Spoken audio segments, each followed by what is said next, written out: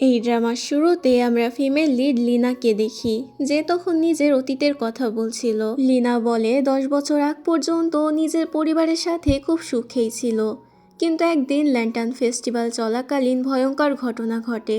সবাই বাইরে অনুষ্ঠানে মেতেছিল, কিন্তু সেই দিনই ওর বাড়িতে রক্তাক্ত ঘটনা ঘটে। লিনার পুরো পরিবার মারা যায়। সবাই বলে লিনার বাবা নাকি নিজের পরিবারকে হত্যা করার পরে নিজেও আত্মহত্যা করেছিলেন, কিন্তু লিনা এ কথা আজ অবধি বিশ্বাস করেনি, কারণ লিনা জানে ওর বাবা এমন মানুষ ছিলেন না। তিনি নিজের পরিবারকে খুব ভালোবাসতেন। মা বাবা মারা যাওয়ার পর থেকে লিনা রাজ্যের রাজার প্রাসাদেই বড় হয়। সেখান থেকেই লিনা দেশের সেরা ইনভেস্টিগেটর হয়ে ওঠে, যাতে অন্যায়ের বিরুদ্ধে লড়তে পারে এবং নিজের বাবার মৃত্যুর আসল সত্য খুঁজে বের করতে পারে। এরপর গল্প যায় এক মন্ত্রীর বাড়িতে, যেখানে সেই মন্ত্রীর ছেলের বিয়ের দিনই ছেলে মারা গিয়েছিল, কিন্তু মন্ত্রী তার ছেলের প্রেমিকাকেও হত্যা করে ছেলের সাথে কবর দিতে চায়, যেন তার ছেলে কবরে গিয়ে শান্তি পায়। তবে মেয়েটির জায়গায় সেখানে লিনা আসে মন্ত্রীকে হাতে নাতে ধরার জন্য। তখনই হঠাৎ লিনা উঠে পড়ে এবং ভূতের অভিনয় করে সবাইকে ভয় দেখিয়ে সত্য স্বীকার করাতে চায়, কিন্তু মন্ত্রীর বউ লিনার ছায়া দেখে বুঝে ফেলে যে সে মানুষ। তখন তারা লিনাকে আক্রমণ করে।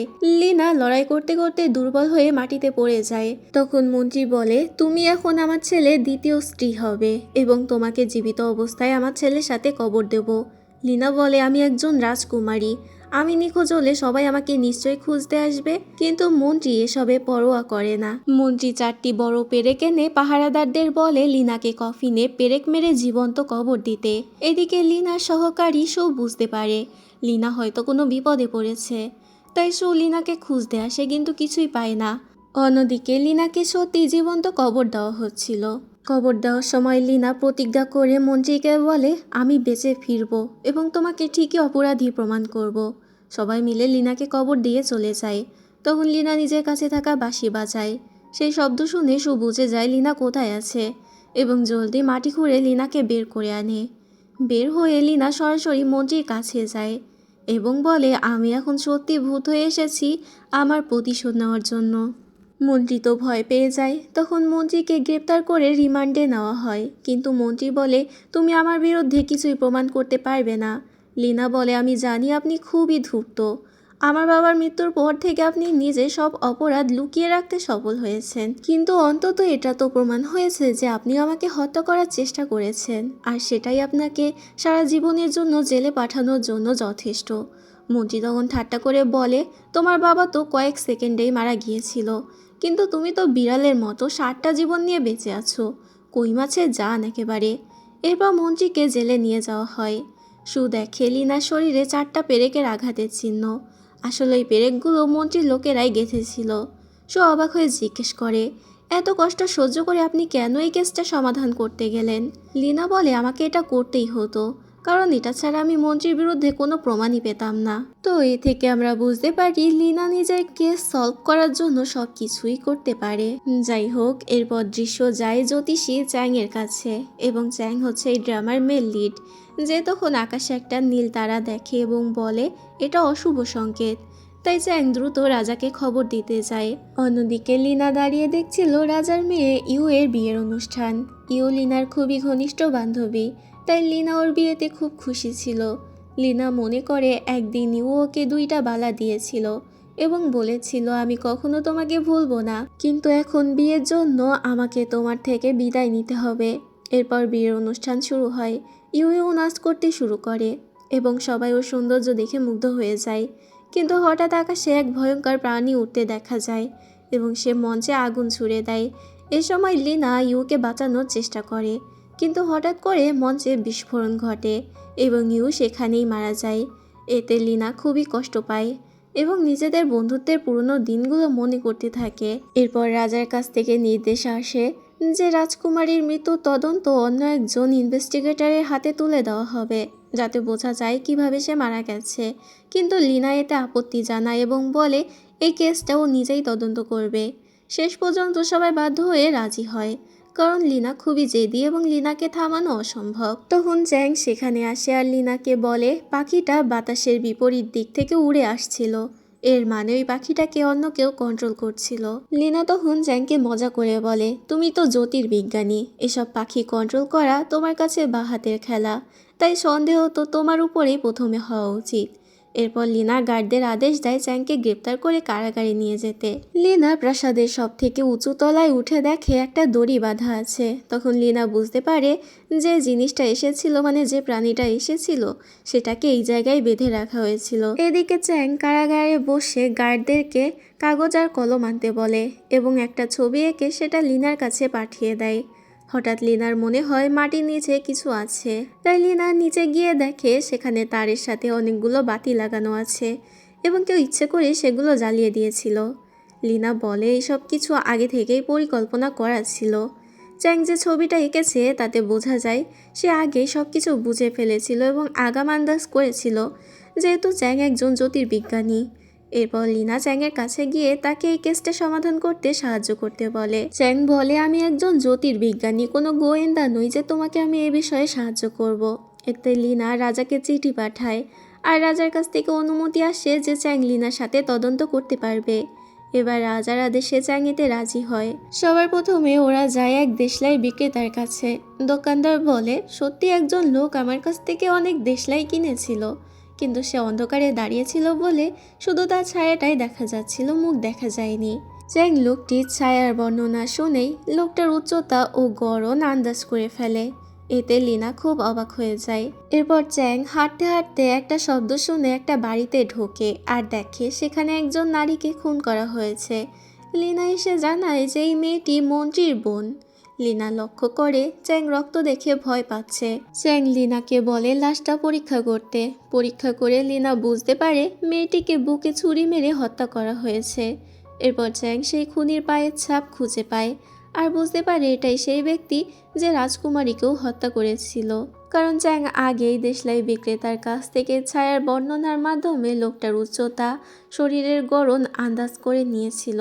সেই পায়ের ছাপ অনুসরণ করতে করতে ওরা একটা গোপন দরজা খুঁজে পায়, যেটা আসলে খুনির লুকোনোর জায়গা ছিল। এরপর জানা যায় মন্ত্রীর বোনের পরের দিন আদালতে সাক্ষ্য দিতে আসার কথা ছিল। এরপর তারা মন্ত্রীর বোনের প্রাসাদে থাকা লোকদের জিজ্ঞাসাবাদ করে। লোকেরা জানায় লেডি কাল একটা গাড়িতে করে বের হয়েছিল, কিন্তু কোথায় গিয়েছিল কেউ জানে না। এরপরে ওরা একটা সরাইখানায় বসে খুনিকে নিয়ে আলোচনা করতে থাকে। সেই দোকানের মালিক তখন ওদেরকে বলে মন্ত্রীর বোনের সাথে যা হয়েছে তা তার প্রাপ্য ছিল। এটা শুনে অবাক হয়ে যায় ওরা। তখন মেয়েটি নিজের মুখ দেখায়, তার মুখে পোড়া দাগ ছিল। মেয়েটি বলে, আগে আমি মন্ত্রীর বাড়িতেই কাজ করতাম। মন্ত্রীর বোনই খুবই ছোট একটা কারণে আমাকে পুড়িয়ে দিয়েছিল এবং আমাকে প্রাসাদ থেকে বের করে দিয়েছিল। আসলে মন্ত্রীর বোন খুবই নিষ্ঠুর একজন নারী। সে সবার সাথে খারাপ ব্যবহার করত, তাই প্রায় সবাই তাকে ঘৃণা করে এবং তার মৃত্যুই চায়। লিনা তখন জানতে চায় এমন কে আছে যে তাকে সব থেকে বেশি ঘৃণা করত এবং তাকে হত্যা করতে পারে। তখন সেই মেয়েটি টেবিলের উপরে পানি দিয়ে কিছু লোকের নাম লিখে দেয়, যারা সব থেকে বেশি ঘৃণা করত মন্ত্রীর বোনকে। লিনা প্রথমে লিন নামের একটি মেয়ের কাছে যায় জিজ্ঞাসাবাদ করতে। লিনা লক্ষ্য করে লিন খুবই ভয় পাচ্ছিল। লিনা ওকে জিজ্ঞেস করে, মন্ত্রীর বোনের সাথে তোমার কিসের শত্রুতা ছিল?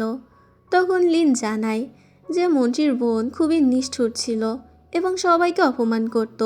একবার উনি আমাকেও সবার সামনে খুব অপমান করেছিল এবং সবার সামনে আমাকে ক্ষমা চাইতে বাধ্য করতে চেয়েছিল, কিন্তু ঠিক সময়ে রাজকুমারী ইউ এসে আমাকে রক্ষা করেছিল।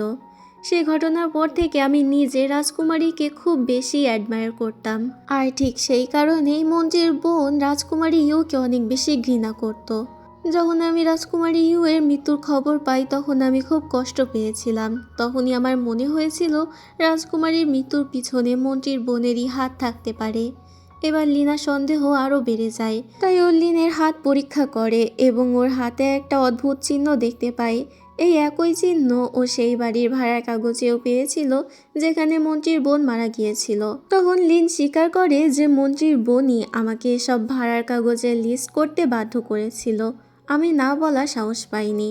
লিন আরও জানায় যে রাজকুমারীর মৃত্যুর দিন মন্ত্রীর বোন একদমই অবাক হয়নি, যেন সে আগেই সব কিছু জানত। লিনা ওকে বলে, যদি তুমি তখন সত্যিটা বলতে তাহলে হয়তো এসব কিছুই ঘটতো না। উত্তরে লিন বলে, যদি আমি তখন এগুলো বলতাম তাহলে আমার মা বাবা বিপদে পড়তে পারতো, এমনকি তাদেরকে মেরে ফেলা হতো। কারণ মন্ত্রীর বোন খুবই নিষ্ঠুর ছিল। হঠাৎ করে লিন অসুস্থ হয়ে মাটিতে পড়ে যায়। লিনা ওকে বাঁচানোর চেষ্টা করে কিন্তু পারে না। তখন বোঝা যায় যে সসের ভিতরে বিষ ছিল। ঠিক তখনই দেখা যায় লিনের মা ও বাকি পরিবারের সবাই বাইরে দাঁড়িয়েছিল এবং লিনের জন্য অপেক্ষা করছিল। লিনা বুঝতে পারে ও একটা ফাঁদে পড়েছে, কারণ ইতোমধ্যেই লিন বিষ খেয়ে মারা গেছে। তাই সবাই ভাবতে পারে যে লিনাই ওকে হত্যা করেছে।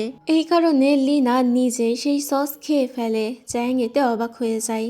তখনই লিনের মা ভেতরে আসে এবং নিজের মেয়ের এই অবস্থা দেখে কষ্টে ভেঙে পড়ে। লিনের মা লিনাকে অভিযুক্ত করে যে তার মেয়ের মৃত্যুর জন্য লিনাই দায়ী। লিনা বলে, আমিও তো একই খাবার খেয়েছি, আমার তো কিছু হয়নি। কিন্তু হঠাৎ লিনা মাটিতে পড়ে যায়, কারণ বিষ ওর শরীরে কাজ করতে শুরু করেছে। চ্যাং লিনাকে সময় মতো ওষুধ দিয়ে বাঁচায় এবং পরে ওকে প্রাসাদে নিয়ে যাওয়া হয়। রাজা এসে লিনাকে বলে, তুমি তদন্ত করতে গিয়ে নিজের জীবন ঝুঁকিতে ফেলছো। আগে আহত হয়েছিলে, এখন আবার বিষ খেয়েছো। তাই এই কেসটা থেকে তুমি দূরে থাকো। কিন্তু লিনা বলে, রাজকুমারী আমার খুব কাছের বন্ধু ছিল, তাই আমি এই কেস ছেড়ে দিতে পারবো না। আমি রাজকুমারীর মৃত্যুর বিচার চাই এবং হত্যাকারীকে ধরতে চাই। এবার লিনার জেদের কারণে রাজা শেষ পর্যন্ত ওকে আবারও তদন্ত চালিয়ে যাওয়ার অনুমতি দেয়। এরপর চ্যাং আসে এবং ওরা দুজন মিলে সব সূত্র একসাথে মিলিয়ে দেখতে শুরু করে। ওরা বুঝতে পারে যে খুনি সম্ভবত এমন কেউ যে রাজকুমারীর খুব কাছের মানুষ ছিল। তদন্ত করতে করতে লিনা আর চ্যাং বুঝতে পারে যে রাজকুমারী ইউয়ের মৃত্যুর পেছনে তার ব্যক্তিগত বডিগার্ডের হাত থাকতে পারে। তাই লিনা তখন সেই বডিগার্ডের কক্ষ তল্লাশি করতে যায়, কিন্তু সেখানে গিয়েও দেখতে পায় যে বডিগার্ড সেখানে নেই। এরপর ওরা খোঁজ নিয়ে জানতে পারে যে সেই বডিগার্ড একটি নৌকা ভাড়া করেছে। তখন লিনা আর চ্যাং আরেকটি নৌকায় করে সেই বডিগার্ডের পিছু নেয়। হঠাৎ ওরা দেখে সেই নৌকায় আগুন লেগে গেছে। এতে ওরা দ্রুত ভেতরে ঢুকে পড়ে। সেখানে গিয়ে লিনা একটি বালিশে এক ধরনের সেলাইয়ের কাজ দেখতে পায়। এটা লিনার কাছে খুবই পরিচিত একটি সেলাইয়ের কাজ ছিল। লিনা বেশ অবাক হয়ে যায়। কিন্তু এরপর ওরা দেখে আগুনে পুড়ে সেই বডিগার্ড সেখানেই মারা গেছে। লিনা কিছু একটা বুঝতে পারে এবং দ্রুত সেখান থেকে চলে যায়। চ্যাং এটা দেখে অবাক হয়ে যায়। তখন লিনা মনে করতে থাকে রাজকুমারী ইউয়ের বলা সেই কথাগুলো, যেখানে ইউ বলেছিল, সারা জীবন আমি প্রাসাদের ভেতরে বন্দী হয়ে থেকেছি, তবে এখন আর বন্দী হয়ে থাকতে চাই না। এদিকে চ্যাং সেই বডিগার্ডের কাপড় পরীক্ষা করে এবং সেখানে একটি ছেঁড়া জায়গা খুঁজে পায়। তখন চ্যাং সেই ব্যক্তির কথা মনে করে যে তাকে একবার আক্রমণ করেছিল। চ্যাং বুঝতে পারে পুরো ঘটনার সঙ্গে একটা বড় রহস্য জড়িয়ে আছে। চ্যাং লিনাকে বলে যে সব ঘটনায় একে অপরের সাথে যুক্ত, শুধু বডিগার্ডের মৃত্যুটাই আলাদা মনে হচ্ছে। হঠাৎ চ্যাং দুয়ে দুয়ে 4 মিলিয়ে ফেলে এবং নিশ্চিতভাবে বলে, রাজকুমারী আসলে মারা যায়নি, সে নিজের মৃত্যুর মিথ্যা নাটক সাজিয়েছে। লিনা বুঝতে পারে চ্যাং সব কিছুই ধরে ফেলেছে। তাই লিনা তখন বলে, তুমি গিয়ে রাজাকে সব কিছু বলতেই পারো, কিন্তু আমি নিজে রাজকুমারীকে খুঁজে বের করব এবং তাকে পালাতে সাহায্য করব, ঠিক যেমনটা রাজকুমারী চেয়েছিল। এরপর লিনা সেই বাড়িতে যায় যেখানে রাজকুমারী লুকিয়েছিল। সেখানে গিয়ে দেখে যে ইউ ওর জন্যই অপেক্ষা করছিল, কারণ রাজকুমারী জানতো যে লিনা ঠিকই ওকে খুঁজে বের করবে। তখন ইউ সব সত্যি বলতে শুরু করে আর জানায়, গত বছর ল্যান্টার্ন ফেস্টিভ্যালে আমার ওই বডিগার্ড আমাকে বাঁচিয়েছিল। সেদিনই প্রথমবার আমরা কাছ থেকে একে অপরকে দেখি এবং ধীরে ধীরে একে অপরকে ভালোবেসে ফেলি। আমি ভেবেছিলাম এই ভালোবাসাই আমাকে প্রাসাদের বন্দি জীবন থেকে মুক্তি দেবে, কিন্তু পরে রাজা রাজনৈতিক স্বার্থে আমার বিয়ের সিদ্ধান্ত নেয়। আমি অনেক চেষ্টা করেও সেই বিয়ে আটকাতে পারিনি, কারণ সেটা ছিল 2 দেশের স্বার্থের বিষয়। তাই বাধ্য হয়ে আমাকে রাজি হতে হয়। তখন আমার বডিগার্ড একটি পরিকল্পনা করে আর ল্যান্টার্ন ফেস্টিভ্যালের দিনে আগুন লাগিয়ে আমার মৃত্যুর নাটক সাজায়। আমি ইচ্ছে করে সব গয়না রেখে দেই যাতে সবাই ভাবে আমি আগুনে পুড়ে মারা গেছি। এরপর আমি সেই বাড়িতে যাই যেখানে বডিগার্ড আমাকে তার জন্য অপেক্ষা করতে বলেছিল। কিন্তু সেখানে গিয়ে আমি অবাক হয়ে দেখি মন্ত্রীর বোন আমার সামনে দাঁড়িয়ে আছে। এমনকি সে বিয়ের পোশাকও পরে আছে। মন্ত্রীর বোন তখন জানায় যে পুরো পরিকল্পনাটাই আসলে তার ছিল। এমনকি সেই বডিগার্ডও মন্ত্রীর বোনের কথাই ইউয়ের সাথে প্রেমের অভিনয় করেছে। আসলে মন্ত্রীর বোন চেয়েছিল এই বিয়েটা ভেঙে দিতে, যাতে রাজকুমারী ইউয়ে যার সাথে বিয়ে হওয়ার কথা ছিল তার সাথে তার নিজের বিয়ের সুযোগ তৈরি হয় এবং সে প্রচুর ক্ষমতা ও অর্থ পেতে পারে। আর বিয়ের পরে মন্ত্রীর বোন এমনি সব প্রকাশ করে দিত যে আসলে রাজকুমারী ইউ বেঁচে আছে, যাতে দুই দেশের মধ্যে আরও বড় সমস্যা তৈরি হতো। এটা বুঝতে পেরে ইউ তাকে থামানোর চেষ্টা করে এবং বলে তুমি খুবই নিষ্ঠুর। কিন্তু মন্ত্রীর বোন ওকে হুমকি দেয় যে এখনই আমি সব ফাঁস করে দেব।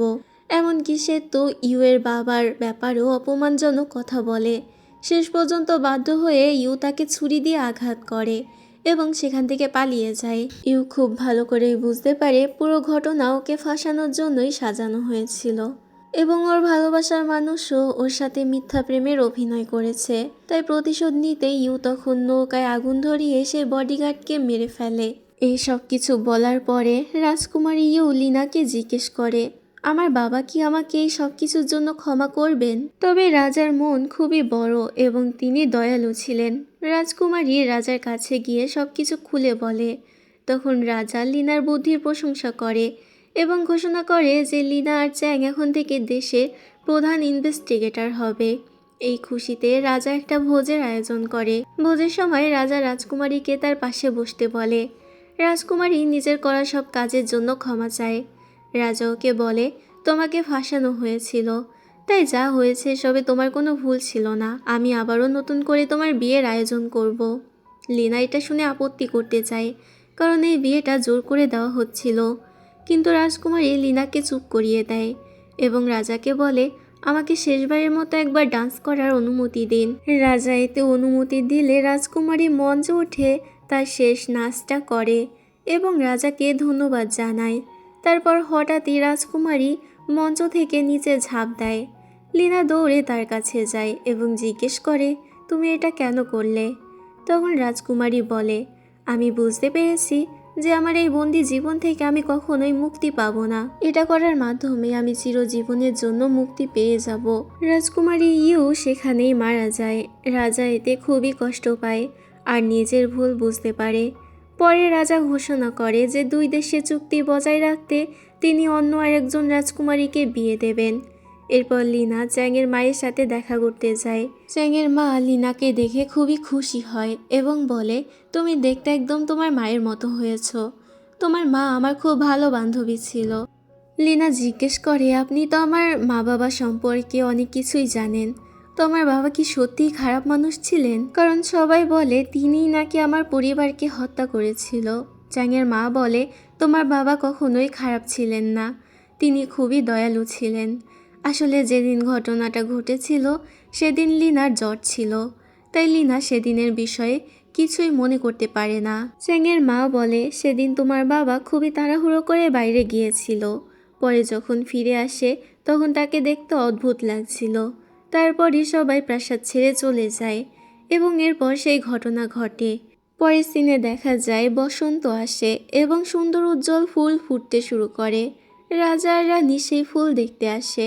চাঁদ ডুবে যাওয়ার সাথে সাথে ফুলগুলো জ্বলজ্বল করতে থাকে। রাজা সহকারী একটা ফুল তুলতে গেলে দেখতে পায় ফুলের পিছনে একটা লাশ পড়ে আছে। সবাই এতে ভয় পেয়ে যায়। রাজা তখনই তদন্ত দপ্তরকে বলে এই ঘটনাটি তদন্ত করতে। লিনা লাশ পরীক্ষা করে দেখে যে তার কাছে একটা ভেষজ ভর্তি থলে ছিল। এই ভেষজের কারণেই বৃষ্টি আর শীতেও গাছগুলো বেড়ে উঠেছিল।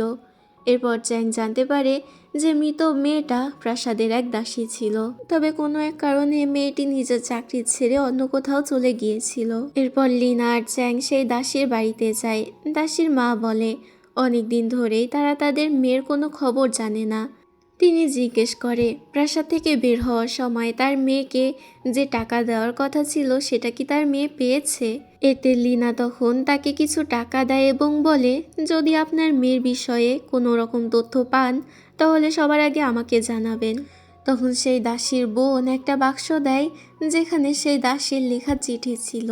লিনারা সেটা নিয়ে চলে যেতে থাকলে তখন দাসীর বোন লিনাকে জিজ্ঞেস করে তার বোন কোথায়? লিনা তখন এই প্রশ্নের কোনো উত্তর দিতে পারে না, কারণ দাসী অলরেডি মারা গেছে। লিনা ওকে একটা বিশেষ পেন্ডেন্ট দেয় এবং বলে, যদি তোমার মা তোমাকে জোর করে প্রাসাদে কাজ করতে পাঠাতে চায় বা জোর করে বিয়ে দিতে চায়, তখন তুমি এটা ব্যবহার করে অফিসিয়ালদের কাছে সাহায্য চাইতে পারবে। এরপর সবাই বাড়িতে ফিরে এসে দাসী শিনের সেই চিঠিগুলো দেখে বুঝতে পারে যে দাসী শিন সবসময় টাকা পাঠাতো নিজের বাবার চিকিৎসা এবং বাড়ির খরচের জন্য। চ্যাং অবাক হয়ে বলে, দাসীর জীবনটা অনেক চাপপূর্ণ ছিল। তখন সেখানে দাসী শিনের এক বান্ধবী আসে এবং বলে, আমি জানি কে শিনকে হত্যা করেছে। শিনের সঙ্গে সবসময় একটি চেইন থাকতো, যাও কখনোই খুলতো না। সেই চেইনটা আমি জিনো নামে এক চাকরের কাছে দেখেছি। এতে সবাই তখন জিনো নামের সেই চাকরের কাছে যায়। জিনো ওদেরকে বলে, আমি শিনকে ভালোবাসতাম, বিয়েও করতে চেয়েছিলাম, কিন্তু শিন আমাকে ধোঁকা দিয়ে অন্যের কাছে চলে গিয়েছিল, আর আমি কিছুই জানতাম না যে শিন মারা গেছে। এতে ওরা জিজ্ঞেস করে, শিন কার সাথে মিলে তোমাকে ধোঁকা দিয়েছিল? জিনো বলে, সে একটি রসায়নবিদ কর্মী ছিল। এরপর সেই রসায়নবিদ লুওকে দেখা যায় যে বাজারে যাচ্ছে। তখন লুও একটি লোকের ওপরে একটি কেমিক্যাল ছিটিয়ে দেয়, যার কারণে লোকটি মাটিতে পড়ে যায়। তখনই চ্যাং আর লিনা সেখানে চলে আসে। লিনা লুওর উপরে আক্রমণ করে এবং তাকে ধরে তদন্তের জন্য নিয়ে আসে, কিন্তু লুওর শরীরের দুর্গন্ধ এতটাই তীব্র যে ওকে গোসল করাতে হয়। লুও সবাইকে জানায়, যখন আমি প্রথম কাজ করতে শুরু করেছিলাম সবাই আমাকে ঘৃণা করত এবং অপমান করত, তবে একমাত্র শিনই আমার পক্ষে দাঁড়ায় এবং প্রথম থেকেই আমার প্রতি আকৃষ্ট হয়। আমি শিনকে কিছু সময় পর্যবেক্ষণ করি এবং জানতে পারি যে শিন আগে থেকেই জিনোর সাথে রিলেশনে আছে। এরপর একদিন শিন অন্য দাসীদের সাথে চাকরি ছেড়ে প্রাসাদ থেকে চলে যায়, কারণ নাকি ওরা অন্য কোথাও ভালো টাকায় চাকরি পেয়েছিল। তবে ওরা ঠিক কোথায় চাকরি পেয়েছিল তা আমি জানি না।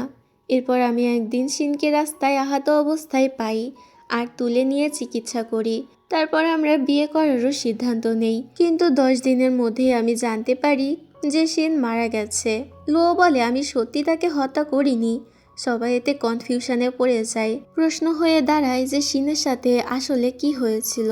এরপর ওরা পরবর্তী তদন্তের জন্য প্রস্থান বিভাগে যায় আর জানতে পারে শিন একটি গাড়িতে আরও কিছু দাসীদের সাথে কোথাও একটা গিয়েছিল। তবে কেউ জানে না যে গাড়ি আসলে ঠিক কোথায় গেছিল, কারণ তারা শুধু প্রস্থানের নথি রেকর্ড করে রাখে। পরে লিনারা লুওকে এই বিষয়ে জিজ্ঞেস করে। লুও বলে, আমি শিনকে এমন একটি জায়গায় পেয়েছিলাম যেখানে ফুল এবং আলো ছিল আর সেখানে বাদ্যযন্ত্রের শব্দ শোনা যাচ্ছিল। এবার লিনা লুওর বলা সেই স্থানে পৌঁছায় যেটা একটা পতিতালয় ছিল। লিনা দেখতে পায় অনেক মেয়ে একটি ঘরে বন্দি আছে। তবে যেহেতু এটা একটা ব্রথাল ছিল, তাই প্রধান বাটলার ওদেরকে বলে যে এই মেয়েগুলো শুধু এখানকার কর্মচারী, ওদেরকে কেউ জোর করে এখানে আনেনি। ওই মেয়েগুলো তো অনেক ভয়ে ছিল, যার কারণে ওরা সত্যিটা লিনাকে বলার সাহস পায় না। এজন্য আপাতত লিনাকে চলে যেতে হয়। আসলে ব্রথালের মালিক ওদেরকে অনেক ভয় দেখিয়েছিল আর বলে যে তারা সবাইকে দিয়ে যৌন বাণিজ্য করাবে। তবে যখন মেয়েরা সেটা মানতে চায় না আর একজন পালানোর চেষ্টা করে, কিন্তু মালিক তাকে আগুন দিয়ে পুড়িয়ে দেয়। সবাই মূলত এটা দেখে ভয়ে চুপ হয়ে যায়। আসলে এসব মেয়ে পাচারের মধ্যে অনেক বড় বড় লোকদেরও হাত জড়িয়েছিল। যাই হোক, রাতের বেলা দেখি চ্যাং আর লিনা একটি প্ল্যান করে।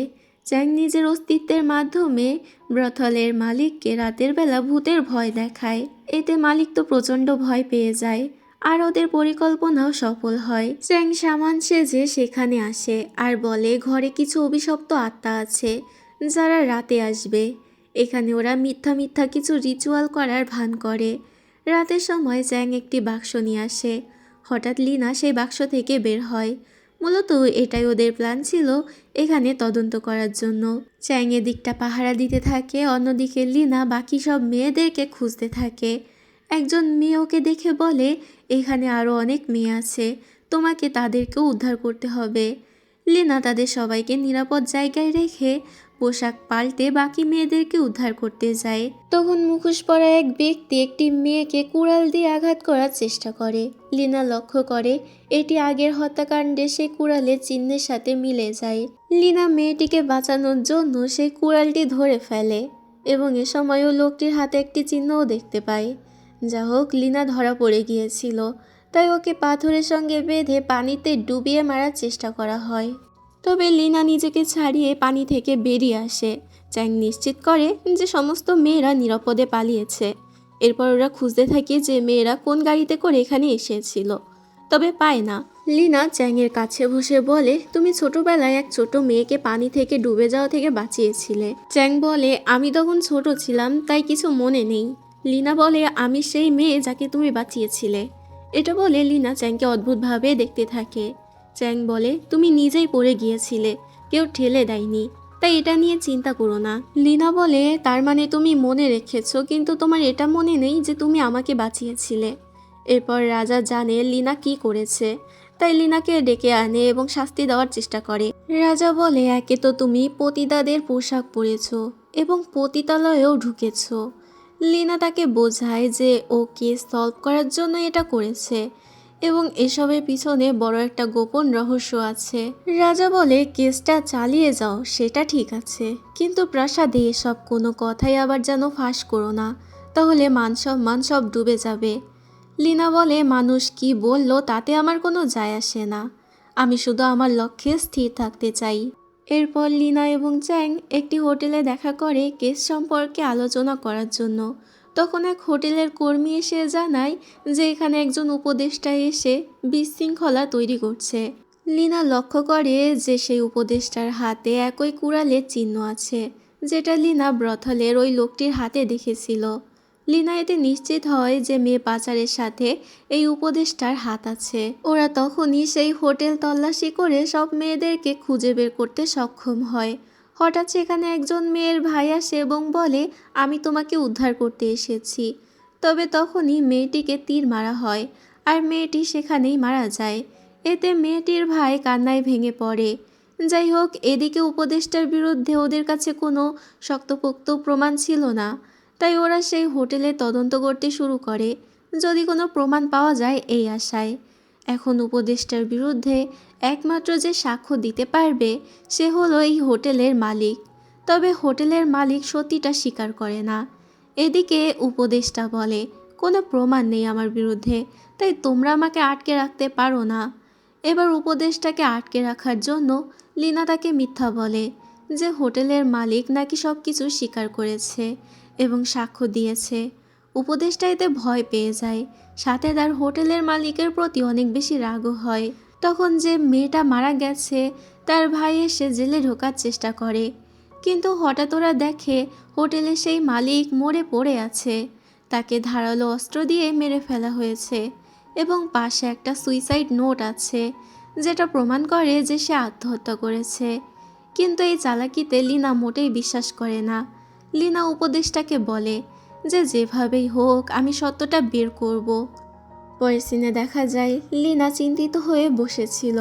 তখন চ্যাং এসে ওকে বলে, আমরা এই কেসটা অবশ্যই সমাধান করতে পারবো এবং যারা জড়িত তারা যত বড়ই ক্ষমতাধর হোক না কেন শাস্তি ঠিকই পাবে তারা। এরপর লিনা লুয়োর কাছে যায় এবং দাসী সিনের সাথে পাওয়া ফুলের ব্যাগটা ওকে দেখায়। লিনা এখানে বলে, তুমি যতটুকু সত্য জানো সব কিছু বলে দাও, কিছু আমাদের থেকে লুকিও না। লুয়ো এবার সত্যিটা স্বীকার করে যে শিনের লাশ প্রাসাদেও নিজেই রেখে এসেছিল। লুয়ো বলে, আমি শিনকে বাঁচিয়েছিলাম, কিন্তু আমি সত্যি ওকে অপহরণ করিনি বা মারিনি। এমনকি ওই সময় যখন ও শিনকে সেই ব্রথলের সামনে থেকে উদ্ধার করেছিল তখন থেকে শিন খুবই দুশ্চিন্তায় খাওয়া দাওয়া বন্ধ করে দিয়েছিল। এরপর হঠাৎ করেই শিন মারা গিয়েছে। লুয়ো আরও বলে, ও উপদেষ্টাকে দেখেছিল এবং তার হাতে একটি দাগ ছিল। তখন লুয়ো বুঝেছিল যে উপদেষ্টা এই ঘটনার সাথে জড়িত, তাই সে শিনের লাশ প্রাসাদে রেখে গিয়েছিল যাতে সত্য বের হয় এবং শিন ন্যায় বিচার পায়। হঠাৎ লুয়ো মাটিতে লুটিয়ে পড়ে। লিনা ওকে নিয়ে চিন্তায় পড়ে যায় এবং ওকে বাঁচানোর চেষ্টা করে। লুয়ো বলে, আমার বেঁচে থাকা গুরুত্বপূর্ণ না, তুমি শুধু শিনের ন্যায় বিচারটা পাইয়ে দিও। শিনই একমাত্র ছিল যে আমার প্রতি ভালো ছিল, আমাকে ঘৃণা করেনি, তুমি প্লিজ আমার কথাটা রেখো। এটা বলে সেখানেই লুয়ো মারা যায়। যাই হোক, এরপর লিন আর চ্যাং উপদেষ্টার কাছে যায় এবং জানতে পারে উপদেষ্টাকে নাকি ছেড়ে দেওয়া হয়েছে। মূলত মহারাজই তাকে মুক্তির আদেশ দিয়েছেন, কারণ উপদেষ্টার বিরুদ্ধে যথেষ্ট প্রমাণ নেই। এটা জানার সাথে সাথে তখন লিনা ঘোড়ায় চড়ে উপদেষ্টার পিছু নেয়। হঠাৎ উপদেষ্টার গাড়ি উল্টে যায় এবং তার কর্মচারী পড়ে যায়। লিনা সেখানে পৌঁছায়, কিন্তু উপদেষ্টা নিজের কর্মচারীকে ঠেলে লিনার তলোয়ারের ওপরে ফেলে দেয় এবং নিজেও সেখানে আত্মহত্যা করে। তখন সেখানে সৈন্যরা এসে যায়। চ্যাং বলে, এখন তোমাকে এদের খুনি হিসেবে ধরা হবে, এটা তোমার জন্য পাতা একটা ফাঁদ ছিল। লিনা ওকে সব ঘটনা খুলে বলে। চ্যাং বলে, যদি কোনো সাক্ষী থাকে তাহলে তুমি নির্দোষ, এটা প্রমাণ হওয়ার সম্ভাবনা 70%, কিন্তু যদি কোনো সাক্ষী না থাকে তাহলে মাত্র 10% আছে সম্ভাবনা। লিনা বলে, আমি তোমার উপরে ভরসা করি, তুমি নিশ্চয় আমাকে বাঁচাবে। এরপর লিনাকেও সেখান থেকে জেলে নিয়ে যাওয়া হয়। সু লিনার কাছে এসে বলে, আমি তোমার জন্য চিন্তিত, তুমি বারবার নিজেকে বিপদে ফেলো। কিন্তু লিনা বলে, চ্যাং আমাকে এই সমস্যা থেকে ঠিকই বের করবে, তুমি দেখে নিও। এদিকে সত্যি চ্যাং একজন প্রফেশনাল লয়ারের মতো লিনার এই ঘটনাটা রাজার কাছে ব্যাখ্যা করতে পারে। রাজা তখন লিনাকে মুক্তি দেওয়ার আদেশ দেয় এবং লিনাকে কিছুদিনের জন্য বহিষ্কার করেন, যার কারণে লিনার অবস্থা খারাপ হয়ে যায়। লিনা অনেক মদ খেতে থাকে এবং নিজেকে বলে যে ও ব্যর্থ, কারণ ও মারা যাওয়া মেয়েদের ন্যায় বিচার দিতে পারেনি। এরপর দেখা যায় অন্য রাজ্য থেকে আসা সেই রাজপুত্র, যার সাথে রাজকুমারীর আগে বিয়ে হওয়ার কথা ছিল, সে নিজের গেস্ট হাউসে একটি পার্টি দেয়, যেখানে অনেক বড় উপর মহলের লোকেরাও এসেছিল। অনেক মেয়েরা ডান্স করছিল, সাথে সেখানে আমরা একটি ধূপও জ্বলতে দেখি। কিন্তু পরের দিন দেখা যায় সেখানে থাকা সবাই মারা গেছে।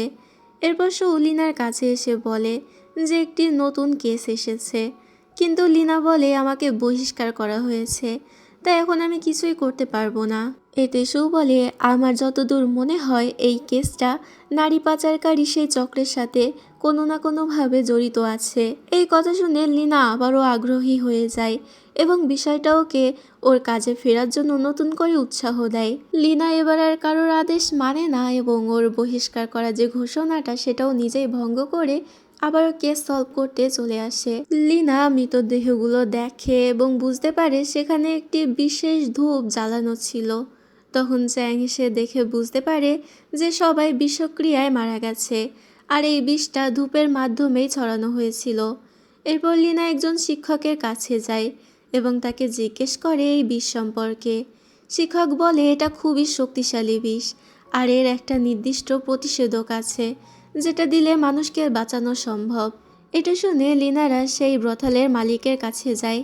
সেখানে গিয়ে দেখে সেও বিষ খেয়ে অসুস্থ হয়ে পড়ে আছে। তার স্ত্রী কাঁদতে কাঁদতে অনুরোধ করে যেন তারা তাকে বাঁচায়। তখন তারা মালিককে প্রতিষেধক তো দিয়ে দেয়। কিছুক্ষণ পরে তার জ্ঞান ফিরে আসে। জ্ঞান ফেরার পরে লিনা তাকে জিজ্ঞেস করে কি ঘটেছিল। তখন সে বলে, কয়েকজন মেয়ে যাদেরকে আমি জোর করে ব্রথালে বন্দি করে রেখেছিলাম, তারা আমার সাথে কথা বলতে এসেছিল, তবে আমি বুঝতে পারিনি যে তারা আসলে প্রতিশোধ নেওয়ার উদ্দেশ্যে এখানে এসেছিল। যারা যারা এই মেয়ে পাচারের সাথে জড়িত তাদেরকে বিষ দিয়ে মেরে ফেলতে চায় ওরা, এবং আমাকেও এই কারণে বিষ দিয়েছিল। তখন সেই ব্রথালের মালিক নিজের ভুল বুঝতে পারে, কিন্তু তখন অনেক দেরি হয়ে গেছে। সে বলে, এখন আমার জীবনের শেষ দিকে এসে আমাকে সবার সামনে ঘোর লজ্জায় পড়তে হবে, কারণ এখন যেহেতু আপনি সত্যিটা জেনেই গিয়েছেন, তাহলে নিশ্চয়ই এটা প্রকাশ হয়ে যাবে। তখন লিনা তাকে একটি তলোয়ার দেয় এবং বলে, নিজের ভুলের শাস্তি নিজেই নিজেকে দাও। এরপর লিনা সেই মেয়েদের একজনের কাছে যায় যাদের লিনা আগে উদ্ধার করেছিল। সেই মেয়ে লিনাকে নিজের কষ্টের গল্প বলে আর জানায়, যখন আমি জানতে পারি যে মন্ত্রী এবং আরও কিছু ক্ষমতাবান মানুষ আমাদেরকে এরকম দেহ ব্যবসার জায়গায় পাচার করে তারা নিজেরা ভালোভাবে জীবন কাটাচ্ছে, তখন আমার ভিতরটা রাগে ভরে যায়। তাই আমি দীর্ঘদিন ধরে মন্ত্রীর উপরে নজর রাখছিলাম। একদিন আমি দেখেছিলাম মন্ত্রী সেই বাড়িতে যাচ্ছে যেখানে বাকি মেয়েদেরকে বন্দি করে রাখা হয়েছিল। তখনই আমি প্ল্যান করি প্রতিশোধ নেওয়ার। আমি এক মেয়েকে দেখি যে তখন বাইরে মেকআপ কিনতে এসেছিল। তখন আমি মেয়েটিকে গিয়ে বলেছিলাম, আমাদের উপরে যারা অত্যাচার করেছে তাদের বিরুদ্ধে প্রতিশোধ নেওয়া উচিত, কারণ তারা থামবে না, বরং অন্য মেয়েদের সাথেও একই কাজ করবে। সে মেয়েটা তখন বলে, আমি রাতে ঘুমাতে পারি না, কারণ আমি সবসময় মনে করি ওই দিনগুলোর কথা যখন আমাকে নির্যাতন করা হয়েছিল। আর যারা এটা করেছে তারা এখন শান্তিতে জীবন কাটাচ্ছে। মূলত তখনই ওরা সিদ্ধান্ত নেয় যে এই অপরাধের সাথে জড়িত সবাইকে শাস্তি দেবে। তারপর সব মেয়েরা একসাথে জড়ো হয় আর প্ল্যান করে এবং বিষের ব্যবস্থা করে। এরপর ওরা একটা ভোজের আয়োজন করে এবং সেখানে সেই সব লোকেদেরকে আমন্ত্রণ জানায় যারা এই অপরাধের সাথে জড়িত ছিল। মেয়েটা লিনাকে বলে এখন অন্তত মেয়েরা শান্তিতে থাকবে আর তারা সারা জীবন এই কষ্টের স্মৃতি নিয়ে বাঁচবে না। তখনই হঠাৎ সেই মেয়েটার শরীর খারাপ হয়ে যায়। তখন মেয়েটি লিনাকে বলে আমি নিজেও বিষ খেয়েছি এবং এখন আমি আমার বাকি মৃত বন্ধুদের কাছে চলে যাব। কিন্তু আমি অনেক বেশি খুশি যে আমি ওই সকল কুলাঙ্গার মানুষদেরকে শাস্তি দিতে পেরেছি যারা নির্দয়ের মতো মেয়েদের সাথে খারাপ কাজ করত। এরপর সেই মেয়েটি সেখানেই মারা যায়। তখন মেয়েটিকে অন্য মেয়েদের পাশে কবর দেওয়া হয়। অপরদিকে আমরা শিনের বোন রুশিকে দেখতে পাই যেও কিনা প্রথমবারের মতো নিজের বোনের কবর দেখতে আসে এবং রুশি কিন্তু নিজের পরিবারের হাল ধরার জন্য বেশ কয়েকদিন ধরেই প্রাসাদে দাসীর কাজ করছে। রুশি নিজের বোনকে বিদায় জানায় এবং বলে আমি তোমার মতো জীবন কাটাবো না, আমি ভালোভাবে বাঁচবো এবং আমার মা বাবাকে সাহায্য করার জন্য টাকা পাঠাবো।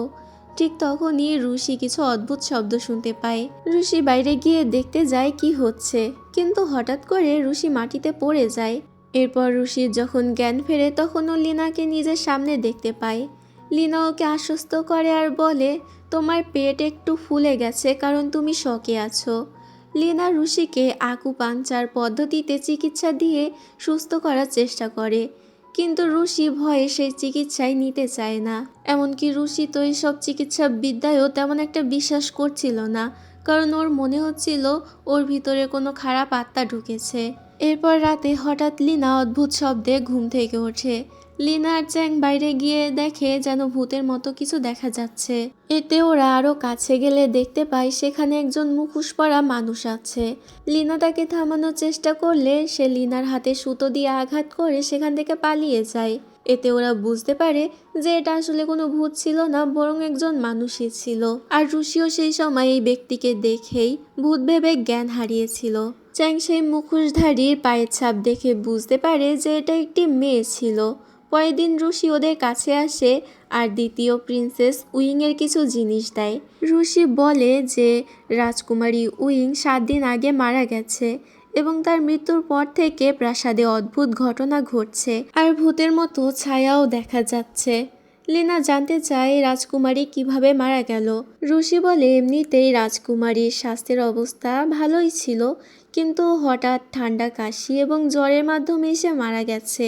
রাজকুমারী উইংয়ের জিনিসের মধ্যে চ্যাং একটি লক করা বাক্স খুঁজে পায়। বাক্স খোলার পরে ভিতরে কিছু পাথর এবং গানের কিছু নোটও দেখতে পায়। এরপর সেও বাজার থেকে কিছু সুতো নিয়ে আসে যেগুলো দিয়ে কাল রাতের মেয়েটি লিনার উপরে অ্যাটাক করেছিল। লিনা সুতোর বুনন আর খোঁজ নিয়ে নিশ্চিত হয় যে এগুলো মিউজিক্যাল ইনস্ট্রুমেন্টে ব্যবহৃত হয়। তো সেদিক থেকে দেখতে গেলে এগুলো সুতো বললেও ভুল হবে, এগুলো আসলে তার ছিল এবং এই তারগুলো অত্যন্ত দামি। খুব প্রতিভাবান শিল্পীরা এগুলো ব্যবহার করে। এরপর লিনা আর চ্যাং বিভিন্ন সঙ্গীতশালায় গিয়ে বাজিয়াদের খোঁজ করার সিদ্ধান্ত নেয়। এদের মধ্যে একজন আর মিউজিক বাজানো শুনে লিনা অনেকটা ইমোশনাল হয়ে পড়ে এবং চ্যাংকে জানায় যে একই সুর ছোটবেলায় ওর মায়ের কাছেও শুনতো। চ্যাংও বলে যে আমিও ছোটবেলায় আমার বাবার কাছে এই সুরটি শুনেছি। এরপর ওরা দুজনে সেই মুখোশধারী মেয়েটি কে হতে পারে তা নিয়ে বাজি ধরে। অবশেষে ওরা জিন নামক একজনকে বাজাতে দেখে, যার সাথে কালকের মুখোশধারী মেয়েটার সব লক্ষণে মিল পাওয়া যায়। ওরা তার সাথে কথা বলতে গেলে জিন পালানোর চেষ্টা করে। হঠাৎ লিনা ওকে আক্রমণ করে এবং বুঝতে পারে এই মেয়েটিও লড়াই করার ধরন ঠিক সেই মুখোশধারী মেয়েটির মতোই। লিনা জিনকে জিজ্ঞাসাবাদ করার চেষ্টা করলে জিন সব কিছুই অস্বীকার করে। চ্যাং তখন বলে রাজকুমারী উইংয়ের মৃত্যুর 7 দিন পরে একটি অনুষ্ঠানে তোমাকে পুরস্কার দেওয়ার কথা ছিল, তবে তুমি সেখানে উপস্থিত ছিলে না, এটা কেন? তখন জিন স্বীকার করে আর বলে আমি রাজকুমারী উইংয়ের ঘনিষ্ঠ বান্ধবী ছিলাম। সঙ্গীত জগতে মেয়েদের সুযোগ কম থাকায় আমি ছেলের ছদ্মবেশে সুযোগ তৈরি করেছিলাম। অনেকে আমাকে বিরক্ত করলেও রাজকুমারী উইং আমার পাশে দাঁড়িয়েছিলেন। আমরা দীর্ঘ 3 বছর ধরে একসাথে কাটিয়েছি এবং মিউজিক প্র্যাকটিস করেছি। একদিন আমাদের পরিবেশনা দেখে স্বয়ং মহারাজা মুগ্ধ হয় এবং উইংকে রাজকুমারী বানিয়ে রাজপ্রাসাদে নিয়ে যায়। জিন আরও জানায় যে রাজা অনুমতি দেওয়ার পরে উইং প্রায় ওর সাথে দেখা করতে আসতো, কিন্তু উইং সবসময় কোনো একটা বিষয় নিয়ে ভয়ে থাকতো। সেই সময় উইং ওকে বলেছিল যে 6 মাস পরে ও দেশ ছেড়ে চলে যেতে পারবে এবং নিজের মতো স্বাধীন জীবনযাপন করতে পারবে। জিনে তো উইংকে তখন বলে, আমিও তোমার সাথে এই স্বাধীন জীবন কাটাতে চাই। কিন্তু উইং উত্তরে বলে যে যা ঘটে গেছে তারপর আর সেটা সম্ভব নয়। এই কথা বলে উইং ওকে বিদায় জানিয়ে চলে যায়।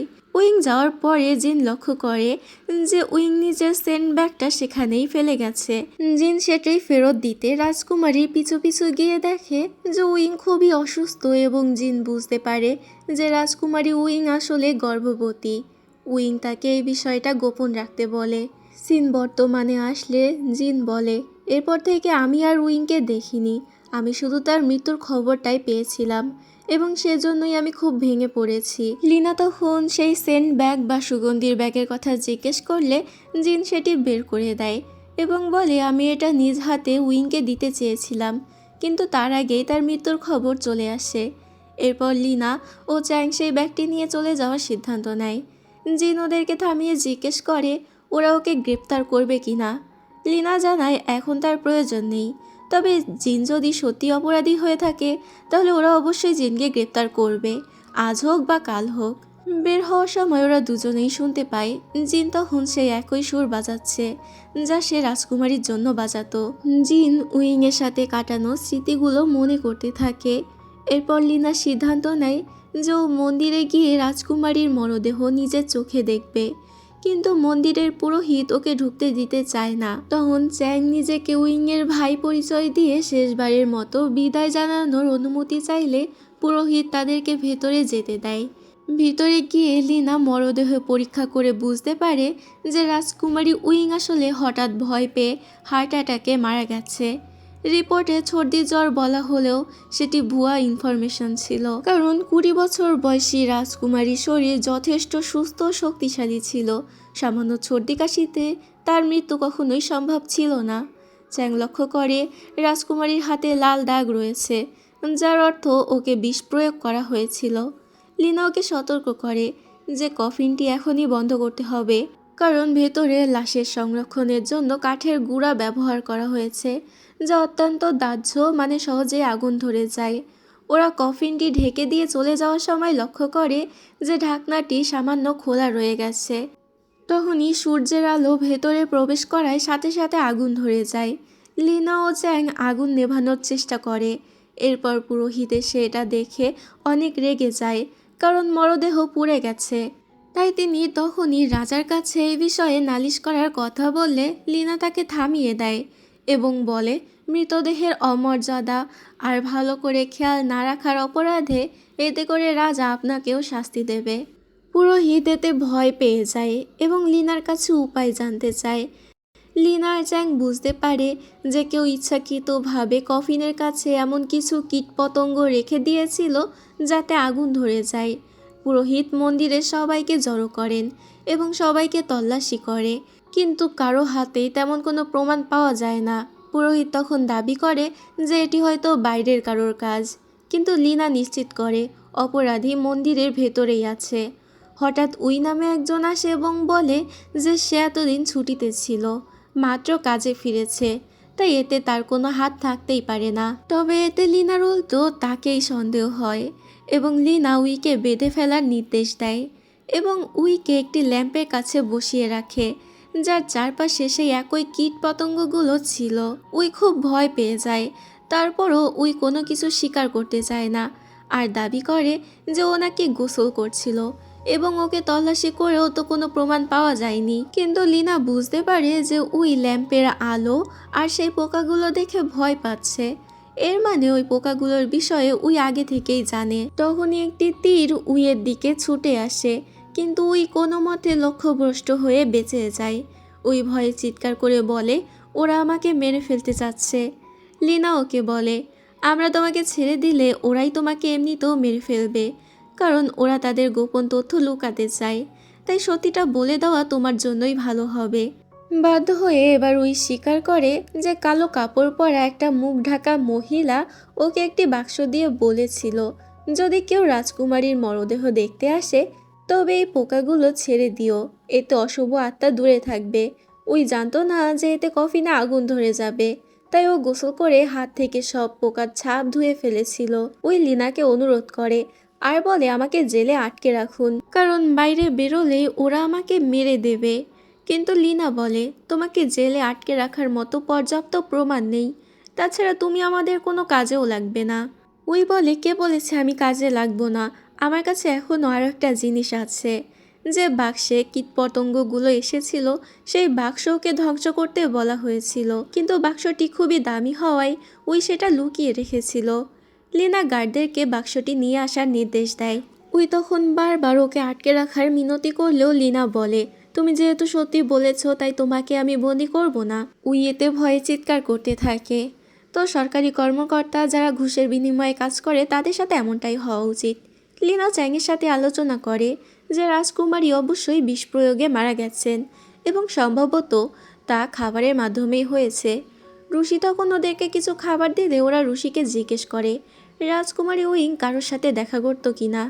রুশি জানায় রাজকুমারী সবসময় নিজের ঘরে একা থাকতো, কেবল অবসরে বাদ্যযন্ত্র বাজাতো এবং প্রাসাদের কারোর সাথেই তেমন একটা মিশতো না।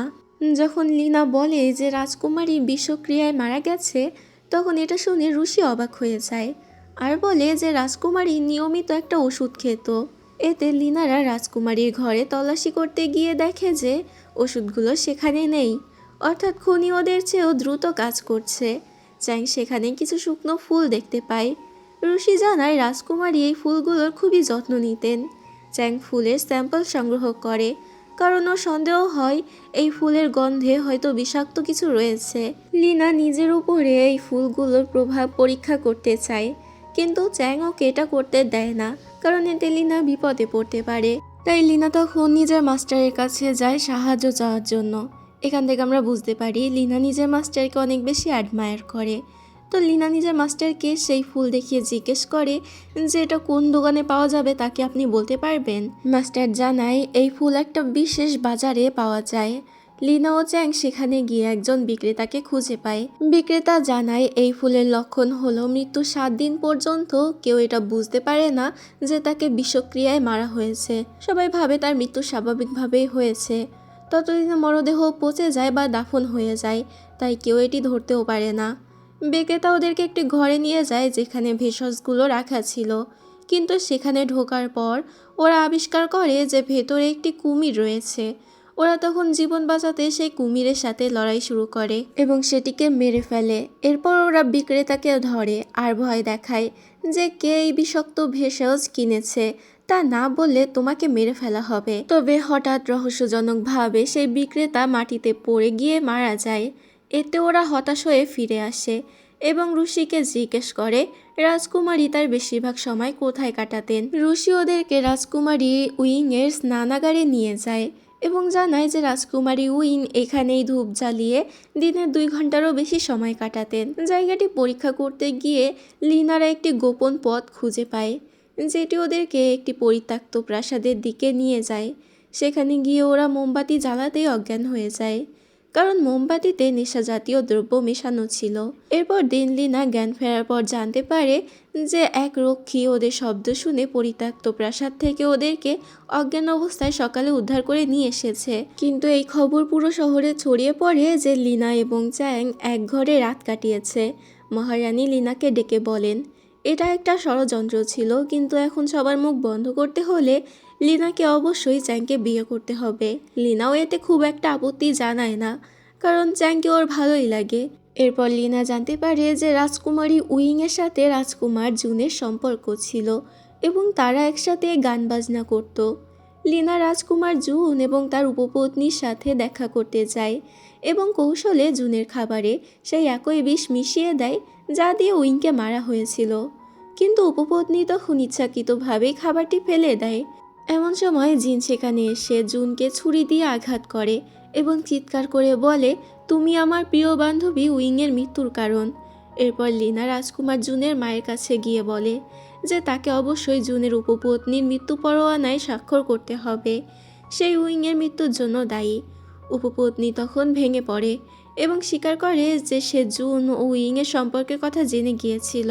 তাই সে জুনকে কলঙ্ক থেকে বাঁচাতে উইংকে মেরে ফেলার সিদ্ধান্ত নেয়, কারণ জুন তাকে অবহেলা করে উইংকে ভালোবাসত। তবে লিনা এতটুকু তো নিশ্চিত ছিল যে উপপত্নী একা এই কাজ কখনোই করতে পারে না, কারণ সেই দামি কীটপতঙ্গের বাক্সটি তার পক্ষে কেনা কখনোই সম্ভব না। জুনের মা প্রথমে এটা এড়িয়ে যেতে চাইলেও লিনার জোরাজোরির মুখে সে স্বীকার করে যে তিনি যখন উইংয়ে 4 মাসের অন্তঃসত্ত্বা হওয়ার খবর পান তখন তাকে প্রাসাদ থেকে পালিয়ে যেতে সাহায্য করতে চেয়েছিলেন, যাতে উইং নিজের স্বপ্ন পূরণ করতে পারে। কিন্তু উপপত্নী পরিস্থিতি নিজের হাতে তুলে নেয় এবং উইংকে মেরে ফেলে, আর জুনের মা তার ছেলেকে বাঁচাতেই বিষয়টা ধামাচাপা দিয়ে দেয়। তখন রাজকুমার জুন এসে সেখানে বলে, আমি উইংকে অনেক বেশি ভালোবাসতাম, আমাদের সন্তানের জন্য আমি তাকে বিয়ে করতেও প্রস্তুত ছিলাম। জুন নিজের মাকে বলে, আমি তোমাকে কোনো দিনের জন্য ক্ষমা করতে পারবো না। সবশেষে জুনের মা নিজের ভুল বুঝতে পেরে মহারাজের কাছে গিয়ে ক্ষমা প্রার্থনা করেন এবং জানান যে তিনি সরাসরি উইংয়ের মৃত্যুতে দায়ী ছিলেন না, শুধু উপপত্নীর অপরাধ ধামাচাপা দিতে উইংয়ের লাশ সেই কীটপতঙ্গের মাধ্যমে নষ্ট করে দিয়েছিলেন। মহারাজও তখন তাকে ক্ষমা করে দেন এবং একসাথে দুপুরে খাবার জন্য আমন্ত্রণ জানান। হঠাৎ একদল বাদুড় তাদের উপরে আক্রমণ করে এবং এতে জুনের মায়ের মুখ ক্ষত বিক্ষত হয়ে যায়। তাকে তাড়াতাড়ি চিকিৎসার জন্য নেওয়া হয়। কিছুক্ষণ পরই খবর আসে যে মুখ বিকৃত হওয়ার পরে বিষক্রিয়ায় জুনের মা মারা গেছেন। রাজা লিনাকে এই ঘটনার তদন্তের জন্য দায়িত্ব দেন। লিনা জুনের মায়ের রুম পরীক্ষা করে দেখে যে তিনি প্রচুর কসমেটিক সামগ্রী ব্যবহার করতেন এবং নিজের ত্বকের যত্নের জন্য রাতে কোনো রকম মোমবাতিও জ্বালাতেন না। লিনা বিছানার পায়ের কাছে কিছু বড়ি খুঁজে পায় আর জানতে পারে এইগুলো প্রাসাদেরই এক নারী চিকিৎসক তৈরি করেছেন। জিজ্ঞাসাবাদ করলে চিকিৎসক জানান যে এই বড়িগুলো বিষাক্ত নয় এবং স্কিন কেয়ারের জন্য তৈরি। এরপর লিনা পোস্টমর্টম রিপোর্ট থেকে জানতে পারে যে বিষক্রিয়ায় জুনের মায়ের হাত পা নীল হয়ে গিয়েছিল এবং রক্তবমিও হয়েছিল। চিকিৎসক তখন ব্যাখ্যা করে যে এই বড়িগুলো যদি জিনসেংয়ের সাথে মিশে যায় তবে তা বিষে পরিণত হয়। কেউ নিশ্চয়ই জুনের মাকে প্রচুর পরিমাণে জিনসেং দিয়েছিল। তবে তদন্তে দেখা যায় জুনের মা নিজেই কোনো চিকিৎসকের পরামর্শ ছাড়াই জিনসেং চেয়েছিল খাওয়ার জন্য। ফলে নারী চিকিৎসক নির্দোষ প্রমাণিত হয় এবং লিনা তার কাছে ক্ষমা চায় তাকে সন্দেহ করার জন্য। এরপর প্রধান রাজবৈদ্য লিনাকে সর্দি কাশির একটি প্রেসক্রিপশন দিয়ে বলে যে সর্দি কাশির মহামারী আকারে ছড়িয়ে পড়তে পারে।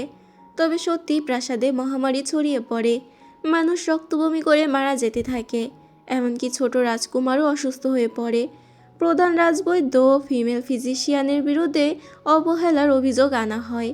লিনা ফিমেল ফিজিশিয়ানের সাথে কথা বলেন, কিন্তু তিনি দাবি করেন যে কোথাও কোনো ভুল হচ্ছে এবং নিজেদেরকে নির্দোষ প্রমাণ করতে তাকে মেডিকেল রেকর্ডগুলো পুনরায় যাচাই করতে হবে। এরই মধ্যে লিনা নিজেও অসুস্থ হয়ে পড়ে। চ্যাং ওকে দেখতে এলে লিনা সংক্রামকের ভয়ে চ্যাংকে দেখা করতে মানা করে দেয় এবং চ্যাংকে বলে যেন সে খুঁজে বের করে যে ইনজেকশনগুলোর মূল উপাদানগুলো কোথা থেকে গায়েব হয়ে যাচ্ছে। ফিমেল ফিজিশিয়ান লিনার চিকিৎসা শুরু করে এবং লিনার অবস্থার কিছুটা উন্নতি হয়। লিনা রাজার কাছে গিয়ে জানায় যে এই মহামারী আসলে পরিকল্পিতভাবে ঘটানো হয়েছে। লিনা নিজে অসুস্থ হয়ে নারী চিকিৎসকের ওষুধের কার্যকারিতা প্রমাণ করে দেয়। দেখা যায় ওষুধের ফর্মুলায় কোনো রকম সমস্যা নেই, মূলত ভেষজগুলো যেখান থেকে আসছিল সেখানেই সমস্যা ছিল।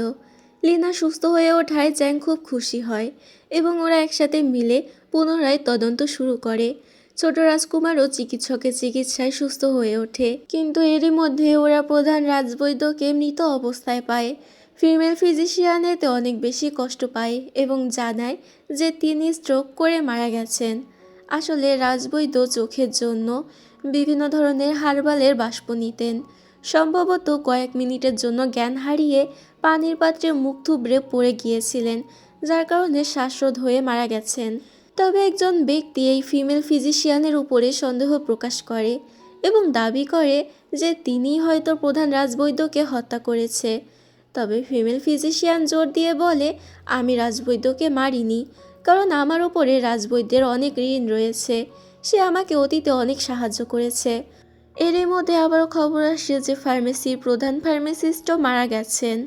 লিনা তদন্তে গিয়ে সেখানে বাবুর্চি শিশেনকে দেখতে পায়। শিশেন জানায়, আমি তো শুধু রান্নাঘরের জন্য ভেষজ নিতে এসেছিলাম, আর এখন এনাকে মৃত অবস্থায় পেলাম। লিনা তখন তাকে যাওয়ার অনুমতি দেয়। এরপরও ওরা তদন্ত করে দেখতে পায় যে দড়ির সাহায্যে ভারী পাথর ফেলে ফার্মাসিস্টকে হত্যা করা হয়েছে। লিনা তখন শিশেনের কথা মনে পড়ে এবং তাকে জিজ্ঞাসাবাদ করে। শিশেন দাবি করে সে শুধু ভেষজ নিতেই এসেছিল, আর কিছু না। চ্যাং বুঝতে পারে এর পিছনে গভীর রহস্য আছে। শিশেন মাংস কাটায় দক্ষ হওয়ায় চ্যাং শিশেনের গ্রামে গিয়ে ওর মাস্টারের সাথে দেখা করে। মাস্টার বলে শিশেন নিজে শান্ত থাকলেও নিজের সাথে একটি উগ্র স্বভাবের মেয়েকে ভেষজ শিখতে আমার কাছে নিয়ে এসেছিল, যে পশু হত্যা করত। পরে আমি মেয়েটিকে তাড়িয়ে দিলেও শিশেন বনের ভেতরে গোপনে মেয়েটির সাথে যোগাযোগ রাখত। চ্যাং জানতে পারে সেই মেয়েটি এখন প্রাসাদে শিশেনের সাথে কাজ করছে, আর মেয়েটার অন্য কেউ নয় বরং ফিমেল ফিজিশিয়ান নিজেই। চ্যাং লিনাকে সব কিছু জানায়, কিন্তু এরপরই শিশেন নিখোঁজ হয়ে যায় এবং পরে শিশেনকে মৃত অবস্থায় পাওয়া যায়। ফিমেল ফিজিশিয়ান শিশেনের পোস্টমর্টম করে এবং একটি রিপোর্ট তৈরি করে চ্যাংকে দেয়। লিনা ও চ্যাং ফিমেল ফিজিশিয়ানকে রিপোর্টের বিষয়ে জিজ্ঞাসাবাদ করলে তিনি জানান যে শিশেনকে কেউ মারেনি, বরং শিশেন নিজেই আত্মহত্যা করেছে, কারণ শিশেন মহামারীতে আক্রান্ত ছিল। ফিমেল ফিজিশিয়ান আরও ভালো করে পরীক্ষা করার জন্য শিশেনের দেহ ব্যবচ্ছেদ করার সিদ্ধান্ত নেয়। ফিমেল ফিজিশিয়ান নিজেরা শিশেনের সম্পর্কে কথা ওদের কাছে খুলে বলে। শিশেন আমাকে প্রথমে বনে আহত অবস্থায় দেখেছিল, এরপর থেকেই আমরা একসাথে থাকতে শুরু করি এবং আমি মূলত বৈজ্ঞানিক কৌতূহল থেকেই অসুস্থ পশুদেরকে ধরে কাটাছেঁড়া করে ওষুধের ফর্মুলা আবিষ্কার করতাম। শিশেন আমার মেধার কদর করত এবং তাই আমাকে নিজের মাস্টারের কাছে নিয়ে গিয়েছিল। গ্রামের মানুষ আমাকে ভয় পেলেও শিশেন আমাকে আগলে রাখত। পরে শিশেন প্রাসাদে কাজ পায় এবং আমি নিজেও রাজবৈদ্যর প্রিয় শিষ্য হয়ে উঠি। রাজবৈদ্য আমার অতীত গোপন রেখে আমাকে মেডিকেল শিক্ষা দিতেও শুরু করেছিল। তবে শিশেন যখন জানতে পারে যে প্রধান ফার্মাসিস্ট আমার গোপন ফর্মুলা জেনে গেছে, তখন আমাকে রক্ষা করতে শিশেন ফার্মাসিস্টকে হত্যা করে। শেষে শিশেন নিজেও আত্মহত্যা করে যাওয়ার আগে আমাকে অনুরোধ করে যায় যেন আমি এই মহামারী নির্মূল করে শিশেনের গ্রামকে রক্ষা করি। লিনা বুঝতে পারে যে এটা ছিল শিশেনের একটা চরম আত্মত্যাগ। লিনা এও বুঝতে পারে যে ফিমেল ফিজিশিয়ানকেও হয়তো শাস্তি পেতে হবে, কারণ সে নিজের পরিচয় লুকিয়েছে। তারপরই খবর আসে যে ফিমেল ফিজিশিয়ান বিষ খেয়েছে। লিনা তাকে বাঁচাতে গেলে তিনি সব অপরাধ স্বীকার করেন এবং শান্তিতে মরতে চায়। কিন্তু ঠিক তখনই রাজা একটি বার্তা পাঠায়, যেখানে তিনি জানান যে ফিমেল ফিজিশিয়ানের বানানো নতুন ওষুধ কাজে লেগেছে এবং মহামারী থেমে গেছে। তাই রাজা তাকে ক্ষমা করে দিয়েছে, কারণ সে বিজ্ঞানের জন্য অনেক বড় কাজ করেছে। তখন ফিমেল ফিজিশিয়ান অনুরোধ করে যেন তাকে শিশেনকে কবর দিতে তার গ্রামে যেতে দেওয়া হয়। গ্রামে গেলে তাদের মাস্টার তখন তাকে অনেক সম্মান করে এবং আগের আচরণের জন্য ক্ষমা চায়। ফিমেল ফিজিশিয়ান শিশেনকে শেষ বিদায় জানানোর জন্য একটু একা সময় চায়। কিছুক্ষণ পরে সবাই ভেতরে গিয়ে দেখে যে ফিমেল ফিজিশিয়ান শিশেনের ছবির পাশে আত্মহত্যা করেছে। লিনার জন্য রেখে যাওয়া চিঠিতে ফিমেল ফিজিশিয়ান লিখেছিল, শিশেনকে ছাড়া আমি বাঁচতে পারবো না, তাই আমি ওর সাথেই চলে যাচ্ছি। লিনা এবং চ্যাং এতে খুবই কষ্ট পায়। লিনা মাস্টারকে কিছু টাকা দিয়ে বলে যেন ওদেরকে সম্মানের সাথে কবর দেওয়া হয় এবং ওদের দুজনের ত্যাগের কথা কবরের ফলকে লিখে রাখা হয়। এরপর লিনা নিজের চাচার কাছে যায় নিজের পরিবারের পুরনো খুনের কেস নিয়ে কথা বলতে, কিন্তু লিনার চাচা বলে অনেক রাত হয়ে গেছে, বাইরে খুব বজ্রপাত হচ্ছে, এখন গিয়ে তোমরা ঘুমিয়ে পড়ো। এতে লিনা ও চ্যাং রাতের খাবার খেয়ে ঘুমিয়ে পড়ে। পরদিন সকালে এক পুরনো প্রাসাদে খুনের খবর শুনে ওদের ঘুম ভাঙে। লিনা সেখানে তদন্ত করতে যেতে চায়, কিন্তু তখন ওকে বাধা দেওয়া হয়, কারণ লাশের অবস্থা খুবই খারাপ। মূলত এখানে লিনা চাচাকেই খুন করা হয়েছিল। চ্যাং লিনার চোখ ঢেকে ওকে ভেতরে নিয়ে যায়। চ্যাং দেখে যে খুনটি খুবই নৃশংস, মারামারি আর নির্যাতনের সাথে করা হয়েছে এবং রক্তক্ষরণেই তার মৃত্যু হয়েছে। লিনা অবাক হয় যে আশেপাশে কেউই কোনো চিৎকার শুনল না কেন তাহলে। লিনা ওখানকার ধূপকাঠি পরীক্ষা করে বুঝতে পারে যে তাতে অজ্ঞান করার ওষুধ মেশানো ছিল। লিনা নিজের চাচিকে এ বিষয়ে জিজ্ঞেস করলে তিনি বলেন, আমি তো এ বিষয়ে কিছুই জানি না। হঠাৎ এক রক্ষী এসে জানায় যে ছোট রাজকুমার মানে ওর চাচাতো ভাইয়ের ঘরের জানালা খোলা ছিল, হয়তো সে রাতে কিছু শুনেছে। কিন্তু লিনা চাচি এতে কোনো গুরুত্ব দেয় না। লিনা তখন জেদ ধরে যে সে ছোট রাজকুমারকে দেখতে যাবে। লিনা জানতে পারে যে লিনার চাচা ঘরটি খুবই শক্তভাবে আটকে রেখেছিল, যা লিনার চাচা ছাড়া আর কেউ খুলতে পারত না। তারপরও ওরা ভেতরে ঢুকে রাজকুমারকে জিজ্ঞেস করে সে অদ্ভুত কিছু দেখেছে কিনা।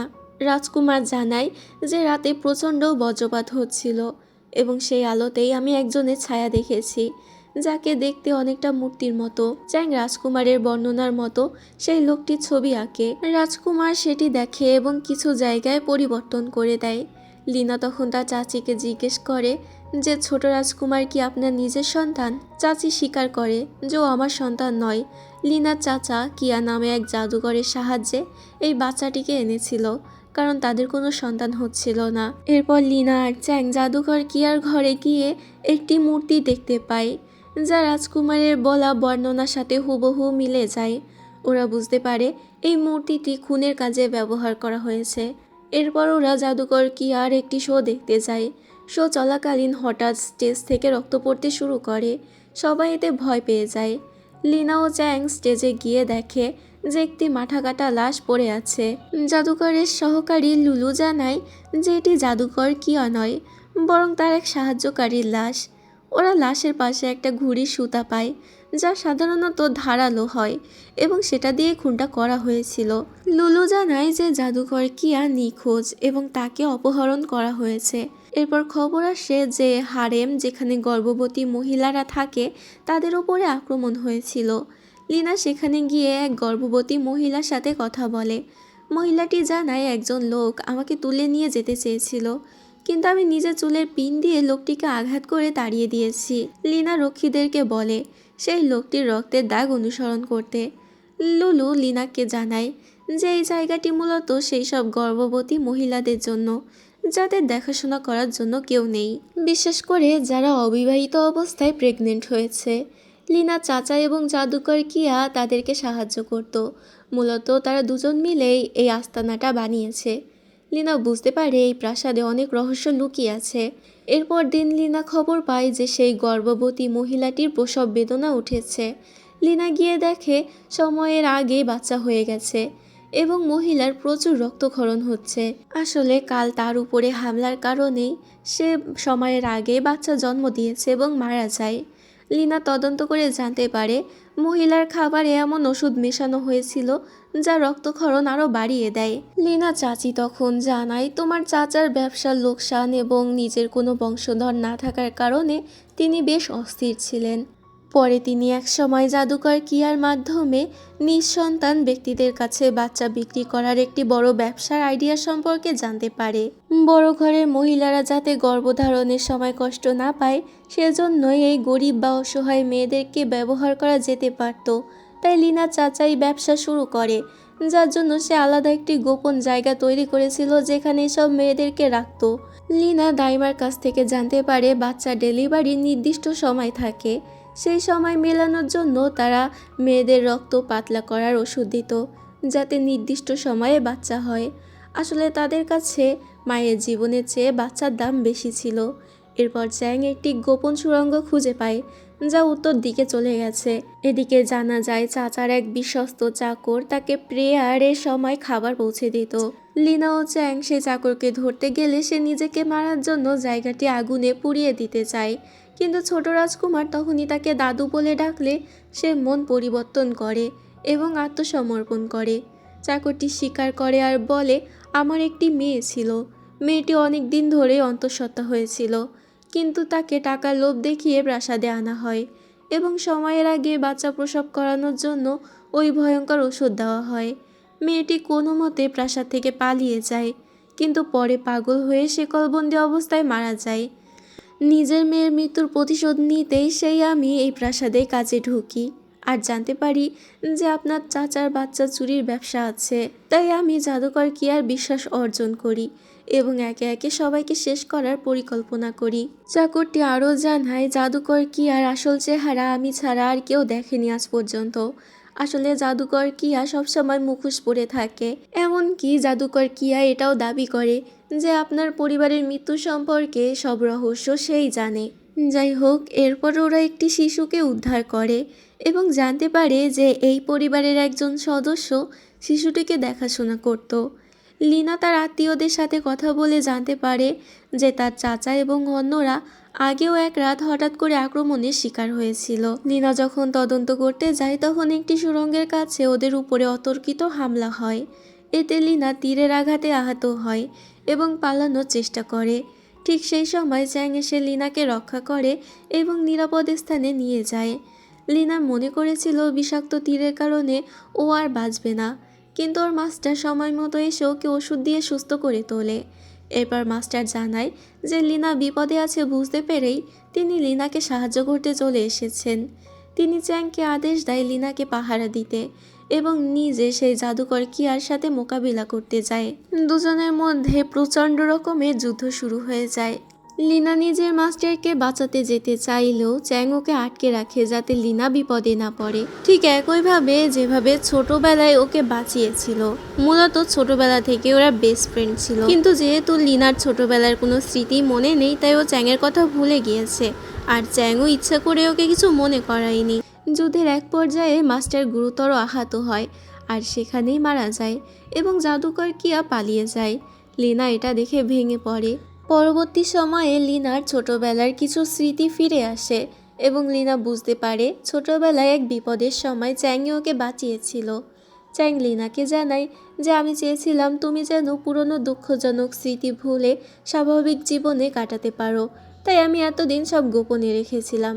যাই হোক, লিনা অনেক বড় একটা ধাক্কা খায় এবং মাস্টারকে সমাহিত করার সময় শপথ করে যে ও নিজের পরিবার আর মাস্টারের হত্যার প্রতিশোধ নেবে। এরপর লিনা এক মহিলার দেখা পায় যার কাছে মাস্টারের দেওয়া একটি ব্যাগ ছিল। লিনা জানতে পারে যে মাস্টার এই মহিলাকে ভালোবাসতেন এবং বিয়ে করতে চেয়েছিলেন, মানে মহিলাটা মাস্টারের প্রেমিকা। কিন্তু তাদের এই সম্পর্কে লিনার বাবা রাজি ছিলেন না, তাই মাস্টার একা হয়ে পড়ে। তবে লিনা আসার পরে মাস্টার আর একা বোধ করতেন না। এরপর 1 মাস পরের সিন দেখা যায়। লিনা এখনও নিজের অতীতের স্মৃতি এবং নিজের মাস্টারের কথা ভেবে ইমোশনাল হয়ে পড়ছিল। আর স্বপ্নে লিনা নিজের মাস্টারকে দেখে, যিনি লিনাকে বিশ্রাম নেওয়ার জন্য বলেন। ঘুম থেকে উঠে লিনা নিজেকে চ্যাংয়ের কাছে পায়। চ্যাং ওকে আশ্বস্ত করে যে আমি তোমার পাশে সবসময় আছি। তখন ওরা নিজেদের ছোটবেলার একটি ঘটনার কথা মনে করে যেখানে লিনা চ্যাংকে সাহায্য করেছিল। তো এটাই মূলত ওদের প্রথম দেখা ছিল। লিনা তখন চ্যাংকে বলে, তুমি কি সবসময় আমার পাশে থাকবে? তবে চ্যাং কোনো উত্তর না দিয়ে সেদিন চলে গিয়েছিল। সিন এখন বর্তমানে চলে আসে। চ্যাং বলে, তোমার একটি প্রশ্নের উত্তর দিতে আমার 14 বছর সময় লেগেছে এবং আমি তোমার জন্য অনেক ত্যাগ স্বীকার করতেও প্রস্তুত আছি, আর সারা জীবন তোমার পাশে থাকবো। এরপর লিনা জানতে পারে যে একজন মুখোশধারী ব্যক্তি নিজের চোখের বিষের চিকিৎসা করানোর জন্য ডক্টর ইমুর কাছে এসেছিল। লিনা বুঝতে পারে এটি সেই ব্যক্তি যে ওর মাস্টারকে মেরে ফেলেছিল, কারণ লড়াই করার সময় লিনার মাস্টার জাদুকর কিয়ার চোখে বিষ দিয়ে আঘাত করেছিল। লিনা ডাক্তার ইমুকে সাথে নিয়ে জাদুকর কিয়াকে ধরার জন্য একটি প্ল্যান করে। এদিকে চ্যাং যখন একা ছিল তখন ওকে কেউ আক্রমণ করার চেষ্টা করে, কিন্তু লিনা সঠিক সময় পৌঁছে ওকে বাঁচিয়ে নেয়। এবার লিনা চ্যাংয়ের নিরাপত্তা নিয়ে অনেক চিন্তায় পড়ে যায়। অপরদিকে জাদুকর কিয়া আবারও ডাক্তার ইমুকে চিরকুটের মাধ্যমে নির্দিষ্ট স্থানে দেখা করার জন্য বলে। সিন এখানে কাট হলে পরে সিনে দেখা যায় ইমু নিজেকে একটি বাক্সের ভিতরে বন্দি অবস্থায় দেখতে পায়। তখন সেখানে জাদুকর কিয়া আসে। জাদুকর কিয়া তার কাছে ক্ষমা চায় আর বলে, তুমি সময় মতো আসছিলে না, তাই আমি নিজে গিয়েই তোমাকে নিয়ে এসেছি। এখন তুমি আমার চোখের চিকিৎসা করো। জাদুকর কিয়া স্বীকার করে সে দীর্ঘ 15 বছর ধরে আত্মগোপন করে আছে। তখনই লিনা সেখানে উপস্থিত হয়। আসলে এটা ওদেরই প্ল্যান ছিল জাদুকর কিয়াকে ধরার জন্য। লিনা জাদুকর কিয়াকে বলে, আমি আগে থেকে চিকিৎসার সুইগুলোতে বিষ মিশিয়ে দিয়েছি যাতে তুমি সহজে এখান থেকে পালাতে না পারো। লিনা জাদুকর কিয়ার কাছে নিজের পরিবারের হত্যার প্রকৃত কারণ জানতে চায়। এবার চাপের মুখে পড়ে জাদুকর কিয়া বলে, তোমার বাবা রাজার আদেশ অমান্য করেছিল, তার সাথে দেশদ্রোহিতা করার চেষ্টা করেছিল, এই কারণেই তোমার পরিবারকে হত্যা করা হয়েছে এবং পরে সেই দায়ভার তোমার বাবার উপরেই চাপানো হয়েছে। এরপর জাদুকর কিয়া সেখান থেকে কোনো মতে পালিয়ে যায়। লিনা নিজের বাবার পুরনো প্রাসাদে গিয়ে দেখে যে একজন ব্যক্তি চ্যাংয়ের বাবাকে মেরে ফেলার হুমকি দিচ্ছে। লিনা তাকে আক্রমণ করার জন্য যেতে গেলে লিনা জানতে পারে আসলে সে হলো লিনার বাবার আয়রন আর্মির প্রধান বার্গ। বার্গ বলে, এত বছর পর আমি জানতে পেরেছি যে কে তোমার বাবাকে শেষ করেছে। খুনির গলায় একটি বিশেষ চেইন ছিল। আমি অনেক দিন ধরে তাকে খুঁজছিলাম এবং চ্যাংয়ের বাবার কাছে আমি সেই চেইন দেখেছি। আমি বুঝে গিয়েছি যে সেই আসল খুনি। এখন তোমার সামনেই ওকে সত্যি বলতে হবে। লিনা তখন বলে যে চ্যাংয়ের বাবা আমাকে রক্ষা করেছিলেন এবং তিনি আমাকে প্রাসাদ থেকে পালিয়ে যেতে সাহায্য করেছিলেন, না হলে সেদিন আমিও মারা পড়তাম। তখন চ্যাংয়ের বাবা বলে, আমি সেদিন বড় বিপদ ঘটার আগেই পৌঁছাতে চেয়েছিলাম, কিন্তু তার আগেই লিনার পরিবার মারা যায়। বার্গ তখন বলে, সেদিন আমাদের একটা গুরুত্বপূর্ণ মিশন ছিল, কিন্তু তোমার বাবার কোনো খোঁজই ছিল না। এতে আমরা তখন ছদ্মবেশে খোঁজ নিতে গিয়েছিলাম যে কি হয়েছে এটা দেখার জন্য। আমাদের গায়ে তখন কোনো সরকারি পোশাক ছিল না এবং যখনই আমরা সেখানে পৌঁছেছি তখনই আমরা লিনার পরিবারের মৃত্যু ঘটে দেখে ফেলি। আমি শুধু একটি চেইনই দেখতে পেয়েছিলাম সেই সময়, তাই আমার মনে হয়েছিল এই চেইনটি যার সেই হয়তো খুনি। কিন্তু এখন আমি বুঝতে পারছি সেদিন হয়তো তুমি লিনাকে বাঁচাতেই গিয়েছিলে। বার্গ বুঝতে পারে যে চ্যাং এবং চ্যাংয়ের বাবা এর জন্য দায়ী নয়। তখন সে তাদের কাছে ক্ষমা চায় ভুল বোঝার জন্য। বার্গ তাদের জানায় যে একমাত্র রাজাই সব রহস্য জানে, কারণ তিনি এসব কিছুর আদেশ দিয়েছিলেন। লিনা তখন নিজে রাজার কাছে সত্য জানতে যাওয়ার জন্য সিদ্ধান্ত নেয়, কিন্তু রাজা ওর সাথে দেখা করতে রাজি হয় না। লিনা দরজার সামনে ঠাই বসে থাকে যতক্ষণ না রাজা দেখা করতে রাজি হয়, যার কারণে রাজা বাধ্য হয়ে ওকে পারমিশন দেয়। লিনা এবার সরাসরি বলে, আপনি আমার বাবার মৃত্যুর কারণ এবং আপনি আসলে সব সত্যি জানেন। তখন রাজা উত্তর দেয়, আমি তোমাকে 15 বছর ধরে রক্ষা করেছি, আর এখন তুমি আমাকেই দোষারোপ করছো। লিনা বলে, সব প্রমাণ আপনার দিকে ইঙ্গিত করছে। কিন্তু রাজা সত্যি বলতে রাজি হয় না এবং লিনাকে তার বাবার পুরনো প্রাসাদে বন্দি রাখার আদেশ দেয়। লিনা সেখানে গিয়ে চ্যাংকে দেখতে পায়।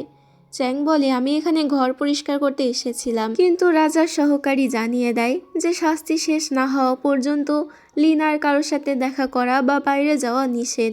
এদিকে জাদুকর কিয়াকে দেখানো হয়। জাদুকর কিয়া লিনার বন্দি হওয়ার খবর পায়, তবে তার কাছে মনে হয় রাজা কোনো স্থায়ী সমাধান করেননি। লিনা নিশ্চয়ই আবারও তদন্ত করবে এবং সত্য বের করেই ছাড়বে, তাই এই অবস্থায় লিনাকে মেরে ফেলতে হবে। এর পরের সিনে দেখা যায় লিনা বুঝতে পারে ওদেরকে যে খাবার দেওয়া হচ্ছে তাতে বিষ আছে, তবে এখানে ওদেরকে আরো 15 দিন থাকতে হবে। 15তম দিন পর্যন্ত অন্য কোনো উপায় না থাকায় লিনা এবং তার পরিচারিকারা সেই খাবার খেতে বাধ্য হয়, আর লিনা ওদেরকে বিষের প্রতিষেধকও দিয়ে দেয়। এরপর তারা রক্ষীদেরকে বিষের কথা বললেও রক্ষীরা তাতে পাত্তা দেয় না। পরে রাজা একজন ডাক্তারকে সেখানে পাঠায় খাবার পরীক্ষা করার জন্য। ডাক্তার খাবার পরীক্ষা করে এবং বুঝতে পারে তাতে বিষ আছে, কিন্তু ততক্ষণে লিনার অবস্থা আরও খারাপ হয়ে যায় এবং পরিচারিকারা খাবার খাওয়া একদম বন্ধ করে দেয়। রাজাকে লিনার অসুস্থতার কথা জানানো হলে তিনি মনে করে লিনা অভিনয় করছে। সু তাড়াতাড়ি গিয়ে চ্যাংকে জানায় যে লিনা প্রায় মরতে চলেছে। চ্যাং তখন লিনাকে সাহায্য করার জন্য নিজেকে একটি ঘরে বন্দি করে নেয় এবং সিক্রেটলি কিছু গণনা করতে শুরু করে। চ্যাং নিজের গণনাপত্র রাজার কাছে জমা দেয়। রাজা তখন চ্যাংয়ের এই কাজে অনেক মুগ্ধ হয়, আর ওকে পুরস্কার দিতে চাইলে চ্যাং লিনাকে বিয়ে করার অনুমতি চায়। রাজা এটাতে সাথে সাথেই রাজি হয়ে যায় এবং লিনাকেও সঠিক চিকিৎসা দিয়ে সুস্থ করে তোলে। লিনা যখন জানতে পারে চ্যাং বিয়ের প্রস্তাব দিয়েছে এবং রাজা এতে রাজি হয়েছে, তখন সে অবাক হয়। কিন্তু চ্যাং বেশ কিছুদিন লিনার সাথে দেখা করতে আসে না। এরপর কিছুদিন পরে অবশেষে চ্যাং যখন দেখা করতে আসে তখন লিনার জন্য একটি খরগোশ আকৃতির ফানুস নিয়ে আসে। লিনা তাকে জিজ্ঞেস করে, এতদিন আমার সাথে কেন দেখা করতে আসোনি?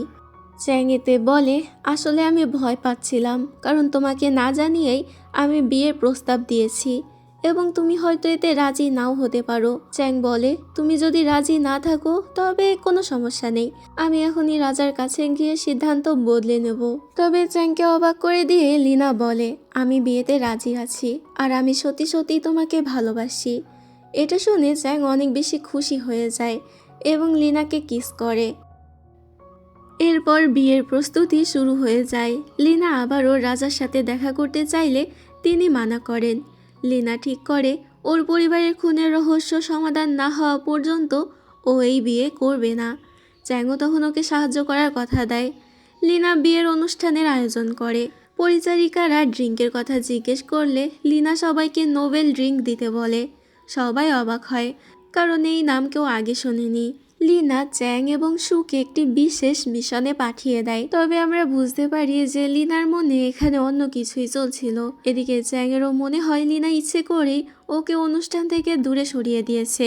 অনুষ্ঠানে রাজার ইউনাক আসলে সবাই তাকে সম্মান জানায়।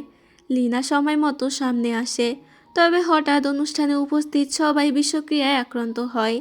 লিনা সামনে এসে বলে, 15 বছর আগে এই প্রাসাদে আমার পরিবারকে খুন করা হয়েছিল। আজ আমার প্রতিশোধ নেওয়ার সময়। এখানে উপস্থিতদের মধ্যে কেউ একজন আসল খুনি, কিন্তু তাকে চিনতে না পারায় আমি সবাইকে বিষ খাইয়ে দিয়েছি। এতে করে হয়তো কিছু নির্দোষ মানুষ মরবে, কিন্তু আমার প্রতিশোধ নেওয়া তো হবে। তখন রাজার ইউনাক তাড়াতাড়ি গিয়ে প্রাসাদের একটি গোপন জায়গায় লুকিয়ে পড়ে। লিনা সেখানে পৌঁছে যায় আর বলে, এই জায়গাটির বিষয়ে শুধু আমার বাবা জানতো। তখন রাজার ইউনাক স্বীকার করে যে লিনার বাবা তাকে বিশ্বাস করেছিল এবং এই জায়গাটির ব্যাপারেও বলেছিল। তবে আমি ছিলাম বিশ্বাসঘাতক। তোমার বাবা আমার কাছে নিজের পরিবারকে বাঁচানোর জন্য অনেক অনুরোধ করলেও আমি দয়া করিনি। তোমার বাবা আসলে রাজাকে সাহায্য করতেই চেয়েছিল, বিদ্রোহ করতে চাইনি। কিন্তু আমি নিজেই তোমার বাবার ক্ষমতা দখল করতে চেয়েছিলাম। তাই আমি রাজাকে বুঝিয়েছিলাম যে তোমার বাবা আসলে বিশ্বাসঘাতকতা করছে, যদিও লিনার বাবা আসলে এমন কিছুই করেনি আর রাজাকে শুরু হতে অনেক সাহায্য করেছিল। তখন লিনা ও বার্ক ইউনাকে আক্রমণ করে, কিন্তু জাদুকর কিয়া এসে উল্টো লিনাকে তলোয়ার দিয়ে আঘাত করে। বার্ক সৈন্যদের সাথে লড়াই করে লিনাকে বাঁচাতে চায়। লিনা জাদুকর কিয়াকে সমুদ্রে ফেলে দেয় এবং যেভাবে ওর মাস্টারকে জাদুকর কিয়া মেরেছিল ও একইভাবে তাকে মেরে ফেলে। এরপর লিনা যখন ইউনাককে মারতে যায় তখন চ্যাং এসে লিনাকে বাধা দেয় আর বলে, একে এখন মেরে ফেললে রাজা বা রানী কারোর কাছেই তোমার বাবার সত্যিটা প্রমাণ হবে না। এতে তখন লিনা তাকে ছেড়ে দেয়, কারণ এই ইউনাকের অনেক ধন সম্পত্তি আছে, অনেক বড় মিলিটারি টিম আছে। যদি একে এভাবে প্রমাণ ছাড়া মেরে ফেলা হয় তাহলে রাজ্যে তো যুদ্ধ লেগে যাবে। এরপর ইউনাককে সেখান থেকে ধরে নিয়ে যাওয়া হয় বিচার করার জন্য। পরের সিনে দেখা যায় রাজা নিজেই লিনার কাছে যায়। লিনা রাজার উপরে রেগেছিল, কারণ তিনি খুনি ইউনাককে মৃত্যুদণ্ড না দিয়ে শুধু তাকে দেশ থেকে বের করে দিয়েছেন। লিনা বলে, এটা সেই বিচার নয় যা আমি চেয়েছিলাম। রাজা ওকে বোঝায় যে ইউনাককে মেরে ফেলা হলে ক্ষমতার লোভে দেশে বড় ধরনের যুদ্ধ ও রক্তপাত শুরু হবে, যা রাজা হতে দিতে পারে না। লিনা খুব মন খারাপ করে থাকে। চ্যাং ওকে এর কারণ জিজ্ঞেস করলে লিনা সরাসরি বলে, আমি তোমাকে কোনোদিনও ক্ষমা করব না, কারণ তুমি আমাকে আমার বাবার খুনিকে মারতে দাওনি। চ্যাং বলে, আমি শুধু তোমাকে বাঁচাতে চেয়েছিলাম। লিনা বলে, আমি এই বিয়ে ভেঙে দেব, তোমার সাথে আমি বিয়ে করব না। লিনা নিজেকে অপয়া মনে করছিল এবং ও ভাবে ওর সাথে থাকলে চ্যাংয়েরও ক্ষতি হবে, তাই ও চ্যাংকে কষ্ট দেয় যাতে চ্যাং ওর থেকে দূরে থাকে। চ্যাং অবাক হয়ে বলে, তুমি কি প্রতিশোধ নিতে পারোনি বলে আমাকে শাস্তি দিচ্ছ? লিনা স্বীকার করে আর বলে, আমার একমাত্র লক্ষ্য ছিল প্রতিশোধ, বিয়ে নয়, আর তোমাকে আমি সেজন্যই ব্যবহার করেছিলাম। এতে চ্যাং খুবই কষ্ট পায়। এর 1 মাস পরের সিনে দেখা যায় লিনা নিজের পদত্যাগপত্র নিয়ে রাজার কাছে যায়। রাজা তখন জানায় যে রানী তোমার উপরে রাগ করে অন্য এক প্রাসাদে বসে আছে। এতে লিনা সেখানে গিয়ে রানীর সাথে দেখা করে। রানী জানতো না যে তার নিজের ভাই মানে ইউনাক লিনার পরিবারের সাথে এত বড় অন্যায় করেছে, তাই সে সত্যিটা না জেনে লিনার উপরেই রেগেছিল। লিনা তাকে বলে, আমি আপনাকে মায়ের মতোই ভালোবাসি। এরপর লিনা সবকিছু তাকে খুলে বলে। এতে রানী নিজের ভুল বুঝতে পারে আর বুঝতে পারে মূলত ওনার ভাই আসল অপরাধী। আসলে ইউনাকি ছিল রানীর ভাই, তো তাদের মধ্যে মান অভিমান মিটে যায়। এরপর রাজা একটি বড় ভোজের আয়োজন করে এবং ঘোষণা করে যে চ্যাং এখন থেকে জ্যোতির্বিদ্যা বিষয়ক প্রধানমন্ত্রী হিসেবে দায়িত্ব পালন করবে। চ্যাং লিনাকে এড়িয়ে চলার চেষ্টা করে। ভোজের সময় হঠাৎ সবার সামনে এক ব্যক্তির গায়ে আগুন ধরে যায় এবং সে সেখানেই মারা যায়। রানী তখন লিনাকে এই ঘটনার তদন্ত করতে বলেন এবং চ্যাংও নিজেকে আটকে না রাখতে পেরে লিনাকে সাহায্য করে। তদন্তের সময় চ্যাং অসুস্থ হয়ে পড়ে। ওর সহকারী জানায় যে চ্যাংয়ের ওষুধের দাম অনেক বেশি এবং এভাবে বেশি দিন চ্যাংয়ের পক্ষে চলা সম্ভব নয়। চ্যাং তখন তাকে কড়াভাবে মানা করে দেয় যেন এই বিষয়ে কেউ জানতে না পারে। এরই মধ্যে আরও একটি খুনের ঘটনা ঘটে। আস্তাবলের ভেতরে এক পরিচারিকার লাশ পাওয়া যায়। জানা যায় পরিচারিকা মদ্যপ অবস্থায় ছিল এবং নিজেই নিজের কাপড় খুলে ফেলেছিল, কিন্তু কেউ একজন লাশটিকে আস্তাবলে এনে রেখেছিল যাতে সবাই দেখতে পায়। লিনা সুকে কথা দেয় যে এই রহস্য সমাধান করে তবেই সেই পদত্যাগ করবে। চ্যাং লিনাকে বলে যে সে লিনার উপরে রাগ করেনি, কারণ প্রতিশোধ নিতে বাধা দেওয়ায় লিনার ওর উপরে রাগ হওয়াটা স্বাভাবিক। কিন্তু লিনা আবারও ওকে দূরে থাকতে বলে আর বলে আমার সাথে থাকা সবার জন্য বিপদ নিয়ে আসে এবং আমি সবার জন্য এক অশুভ সংকেত। চ্যাং লিনার বলা এসব কথায় কিছুই বিশ্বাস করে না, আরও লিনাকে আবারও মানানোর চেষ্টা করার সিদ্ধান্ত নেয়। এরপর চ্যাং মাস্টারের সমাধির কাছে যায় এবং তার জন্য তার প্রিয় ড্রিঙ্ক নিয়ে আসে। হঠাৎ চ্যাংয়ের হাত থেকে একটি মুদ্রা পড়ে যায় এবং যেটা ছিল অশুভ লক্ষণ। চ্যাং এতে চিন্তায় পড়ে যায়। এরপরের দিন সবাই একটা অনুষ্ঠানের জন্য প্রাসাদে প্রস্তুত করতে থাকে এবং মাটি খনন করে। হঠাৎ তারা একটা মূর্তি খুঁজে পায় এবং তারা বলে যে এই মূর্তিটি ড্রাগনের নয়, বরং সেই দানব যে ড্রাগনকে খেয়ে ফেলতো। তারা এটাকে একটা অমঙ্গল বা অশুভ লক্ষণ হিসেবে বিবেচনা করে এবং রাজাকে এই বিষয়ে জানানোর জন্য যায়। ওই সময়ে সম্রাটের কাছে একটা চিঠি আসে যে বৃহস্পতি গ্রহ পৃথিবীতে নেমে আসবে এবং এতেই শান্তি প্রতিষ্ঠিত হবে এবং বৃহস্পতি গ্রহ যদি না আসে তাহলে রাজা ধ্বংস হয়ে যাবে। চ্যাং বুঝতে পারে যে এই চিঠি তো ও পাঠায়নি, তাই ও সোজা রাজার কাছে গিয়ে বিষয়টি ব্যাখ্যা করে এবং নিশ্চিত করে যে কোনো বৃহস্পতি গ্রহ পৃথিবীতে নেমে আসার কোনো সম্ভাবনাই নেই। তবে রাজা এতে অত্যন্ত হতভম্ব হয়ে যায়, কারণ এর অর্থ হলো তার সাম্রাজ্যের পতন খুব শীঘ্রই চলছে। মানে রাজা এখানে কুসংস্কারে বিশ্বাস করছে। তবে হঠাৎ তিনি পিছলে পড়ে যায়। এরপর লিনা সেখানে যায় এবং সেও পিছলে পড়ে যায়। লিনা বুঝতে পারে যে সিঁড়িতে তেল ঢেলে দেওয়া হয়েছে, তবে এদিকে রাজা মনে করে যে এটা অশুভ লক্ষণ। এরপর ওরা যে সিঁড়িতে তেল ঢেলেছিল তাকে গ্রেপ্তার করতে সক্ষম হয় এবং তারা জানতে পারে যে সে হলো লু। এবং লিনা যখন ছোট ছিল তখন এই লু ওদের বাড়িতেও কাজ করত। তো লুকে কারাগারে বন্দি করা হয়, কিন্তু লু লিনার সাথে কথা বলতে চায় এবং লিনাকে বলে যে বৃহস্পতি গ্রহের রাজা এসব করেছে, আমি কিছু করিনি, আপনি প্লিজ আমার পরিবারকে বাঁচান, তারা এখন বিপদে আছে।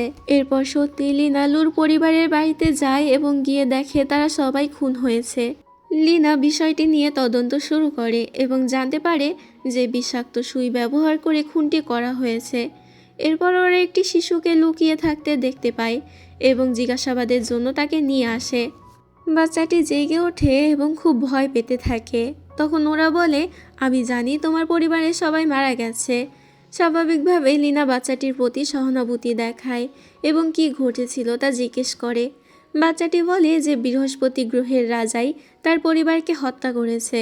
আমি এবং আমার ভাই লুকোচুরি খেলছিলাম এবং আমি একটি কুয়োর ভিতরে লুকিয়েছিলাম।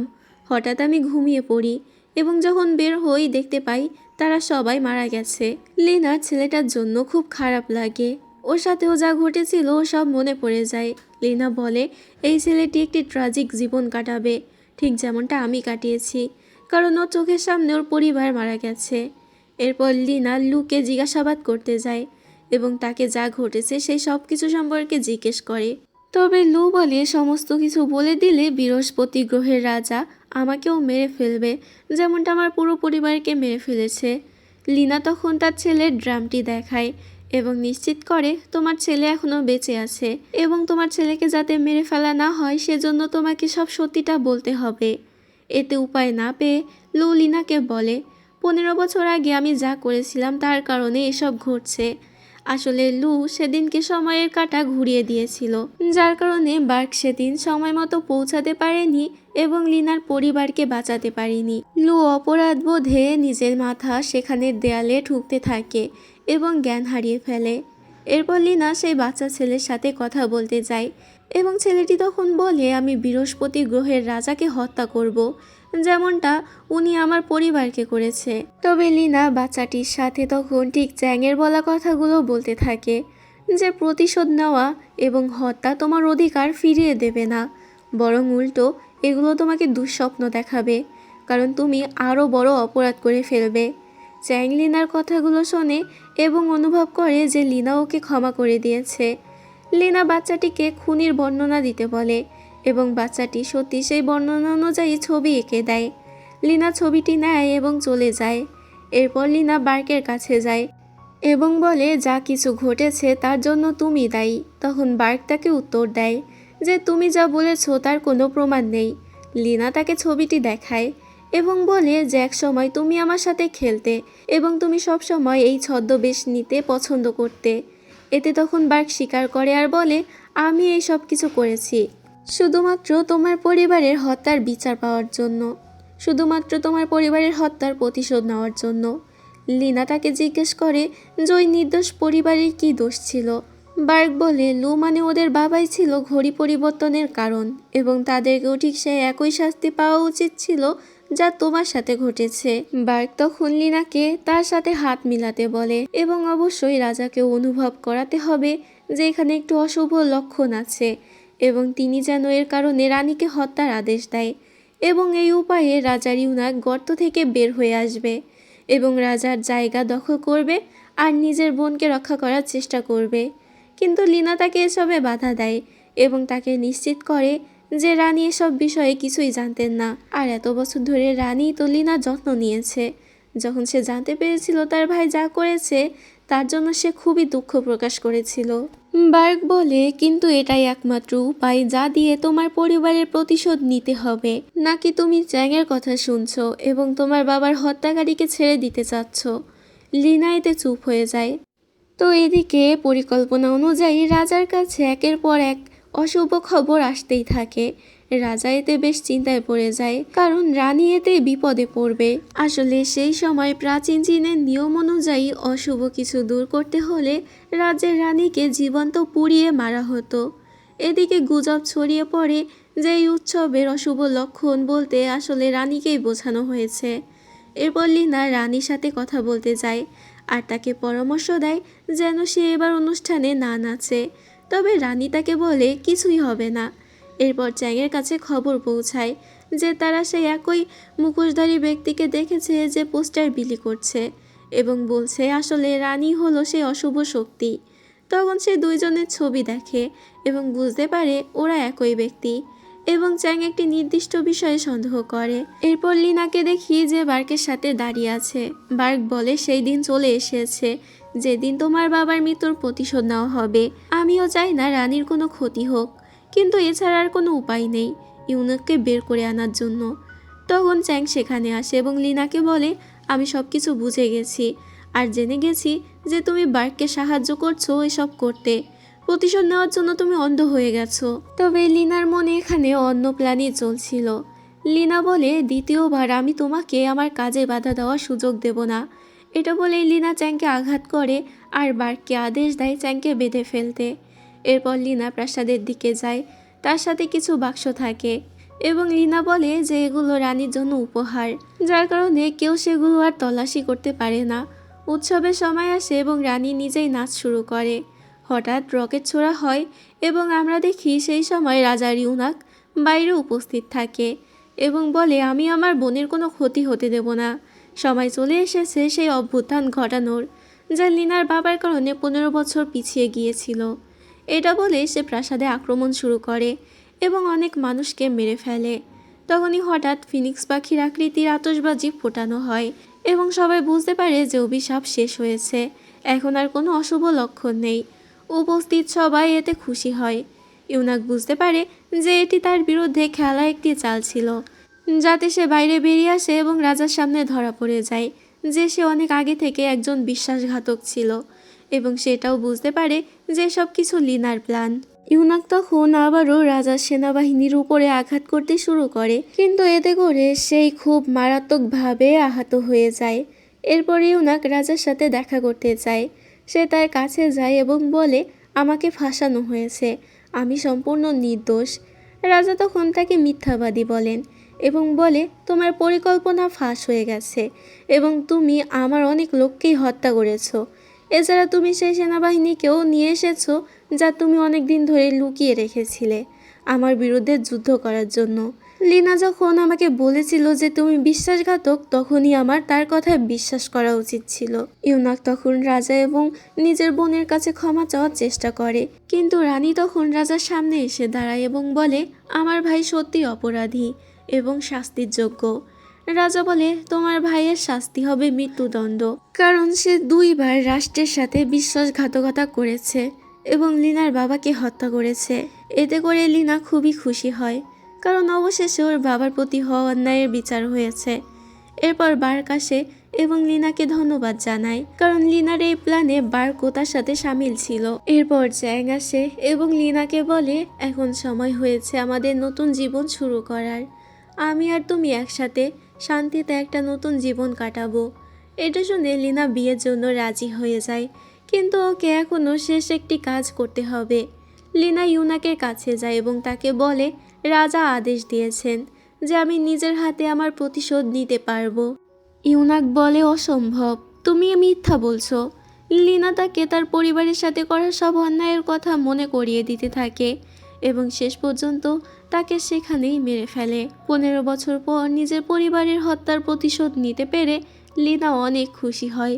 এরপর লিনা রাজার কাছে গিয়ে বলে, আমি এখন পদত্যাগ করব, কারণ বিয়ের পর আমি শান্তিতে জীবন কাটাতে চাই। রাজা এতে লিনার উপরে বিরক্ত হয়, কারণ লিনাকে এত সাহায্য করার পরও লিনা তাকে ছেড়ে যেতে চাচ্ছে, কিন্তু লিনা তাকে নিশ্চিত করে যে এটাই সঠিক সিদ্ধান্ত এবং লিনা নিজের সিদ্ধান্ত থেকে সরবে না।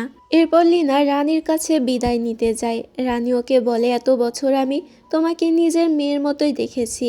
লিনা তাকে আশ্বস্ত করে যে তার লালন পালন সত্যি সার্থক হয়েছে। এরপর চ্যাংও নিজের পদত্যাগপত্র জমা দেয় এবং চ্যাং ও লিনা শান্তিতে ও সুখে জীবন কাটাতে শুরু করে।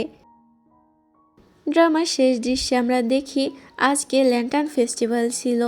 লিনা এবং চ্যাং একসাথে অনেক এনজয় করে এবং একটি পাহাড়ের চূড়ার উপরে গিয়ে একে অপরকে কথা দেয় যে কখনোই একে অপরকে ছেড়ে যাবে না। এখানে দুজন একে অপরকে কিস করে। তো এই সিনের মাধ্যমেই ড্রামাটার হ্যাপি এন্ডিং হয়ে যায়।